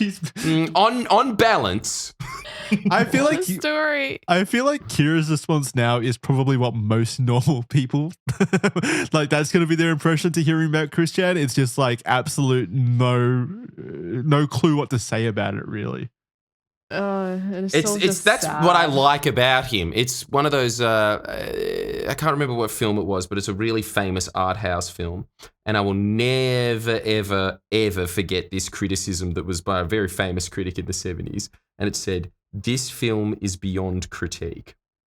And I think that is Chris Chan's life. Yeah, you can't Like it'd be very easy to just wag your finger at this and say Chris Chan naughty, shouldn't have drawn Megan, naked and done all those things. You can critique a lot of elements of the story, but at some point, yeah, it's just it starts to become beyond critique, right? It just becomes a train wreck that you can't look away from. Yeah, so many layers. Yeah, it's Kira, what is your thoughts on Chris Chan? What do you think? Yeah. I just think it's all really sad. Really? Sad? Yeah, all of sad. Like there's obviously... You didn't get any laughs out of it? Oh, yeah, obviously there's some funny parts. But I think it's just sprinkled with yeah. You sound so uncomfortable right now. You sound like Christian's in the room with us right now. What's wrong? You could just say that it was sad. But funny. That's how I feel. So you're not pro Chris Chan? Chris Chan? Can't fucking talk today, man. All right. If you're listening to this and you like the show, official.men is where you want to go for a free 7-day trial. You get ad-free early access to Red Thread episodes as well as all of the other shows that we produce. Your support means so much to us. We really do appreciate it. You get to ask us questions as well. You know what the topic is in advance, and you can leave some questions we then read it on the show and answer them. Like these ones. Joseph O'Sullivan asks, what kind of person do you think Chris Chan would be if he had never gone on the internet? I'm going to wager a guess and still say that he's probably still going to be autistic. Like, I don't think that would change much. No, yeah. I think it would pretty much be exactly the same except without the internet. He was already like that before his internet involvement, like before he got any level of virality on the internet. Like, the internet he's not playing into it. The internet came into that story that we just, like, this entire document, like maybe in the last, like, 30% of the document. There's still 70% of the rest of that story where it was like crazy still. And that was without the internet. Yeah. So, yeah, I don't think there would be much change. No, we'd probably know less though, right? I would assume. Like, I think most of the information we glean from Chris Chan is gathered through information operations from trolls through the internet. So without them conducting those operations... Well, that's true. Yeah, okay. So, like, the trolls would have been sort of navigating his life. Like he was sort of just a character in a video game, a choose-your-own-adventure almost. There's that element that would have been gone because I'm sure that there are a lot of Chris Chans out there that just haven't been exposed to the same level of haven't been milked. Malleabilism. Haven't been milked. No, Matthias asks, not to scare anyone, but we are approaching the Red Thread host firewall. This is Jordan's 22nd episode as a host. Caleb only lasted 23 episodes and Charlie lasted 29. Only exception is Wendigoon, who lasted 57. I pray Jordan shatters this curse and frees us all. Well, I think that the one thing that will definitely do that is if we get one of these Chris Chan medallions. No one's sending that. For the rest of this time. Yeah. How many monies is a Chris Chan medallion? I'm going to find out. Official. How do you find it? We should actually wear them for the next episode. So does he make them or other people make them and they're just fakes? Both. He's definitely made some and then sold them, but then other people are also involved in the production and dissemination of inauthentic Chris Chan medallions. The whole market. Damn it! So it's really hard to verify. Yeah, you need to go. To an old Italian man in some dusty cellar who looks at the Chris Chan medallion through a little spyglass. Yeah, with that strange monocle minoscope. Yes, exactly. I was wondering. He takes a bite out of it and he's like, "Yes, this is magic Crayola." Vintage. See, because look, the fact that they're saying it's in stock and it's only $280, I'm sorry, that cannot be correct. And also, I don't want my money going to someone that's not Chris Chan in this situation. That's his intellectual property. It needs to go to the source. Yeah. Thief.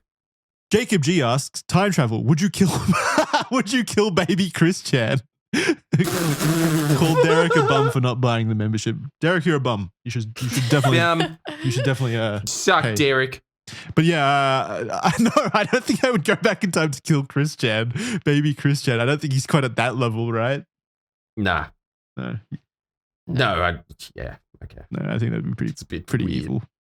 Patty asks, do you agree with a lot of people who blame Chris's parents for becoming who he is? Yeah, we didn't really touch on Barbara much this episode. I guess they fucked too old.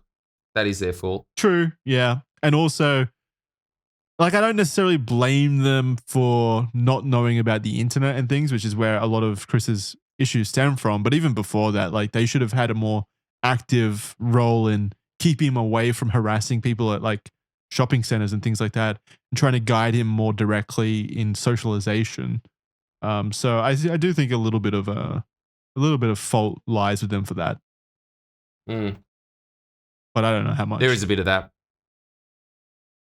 I mostly blame Sonic, though. 99% of my blame does go to Sega and Sonic. It's very interesting to think about what kind of world we'd be living in without Sonic. It is. It is. Genuinely. Chert asks, what two popular characters would you guys mix to make an OC?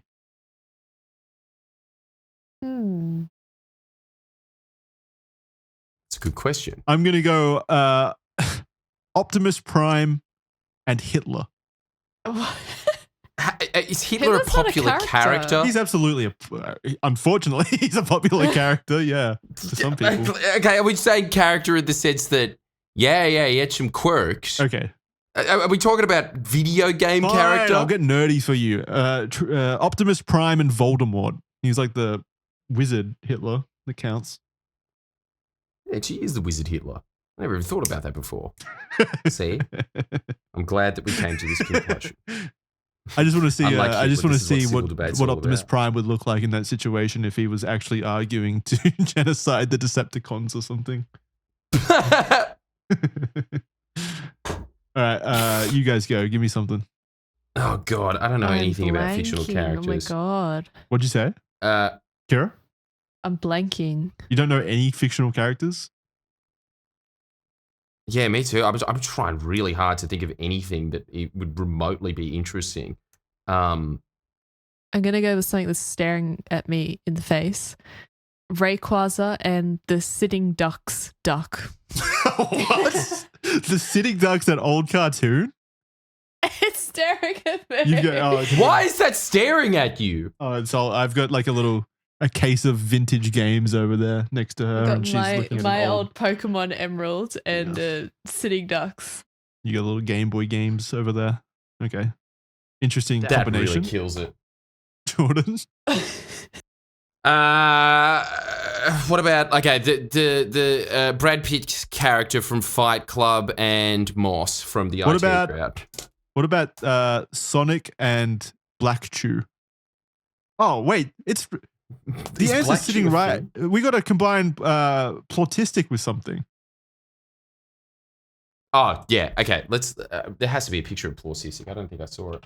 I looked up Plautistic, and all I found was pictures of platypi. That'll do. And okay, that'll do. But it's quite apt, isn't it? There you go, Plautistic. If it was an animal, Perry the platypus. Oh yeah, Perry. Perry the platypus. All right, last one. Frick Dick asks, is Sonic the gateway drug to being a pervert? And also, what I meant on the last post about Eggman being the hero all along, anyone trying to kill Sonic in my eyes is a good thing. I hate Sonic like Jackson hates, well, Sonic, I guess. Sonic, I guess. Wow, who'd have thought that Frick Dick would have like funny observations? I'm not going to comment on Sonic anymore. I'm done. I'm done with Sonic, commenting on Sonic. Why? Because I'm just done. Because you always just attract hate, do you? No, it's just not worth diving into. I've said my piece about Sonic. Right, okay. What do you think? Answer the question. You take some of the fucking heat. Is Sonic the gateway drug to being a pervert? Absolutely. I'll take it. All right, Sonic fans, you got your new conduit. Go for him. Yeah. Aim for him. Take me on. All right. That's going to do it for this week's episode. Thank you very much. Jordan's got live shows linked below, live shows all across the country, Australia, as well as his channels. Go check him out. He does fantastic content, as you already know. Go check out his content. Big thank you to you guys for sticking through this episode. Long one. Really appreciate it. To the team as well. Big thank you. We'll see you next time. We don't know what for. It won't be Chris Chan, thank God. But Chris Chan will return in part 2 soon. We'll see you then. Bye, guys. Bye.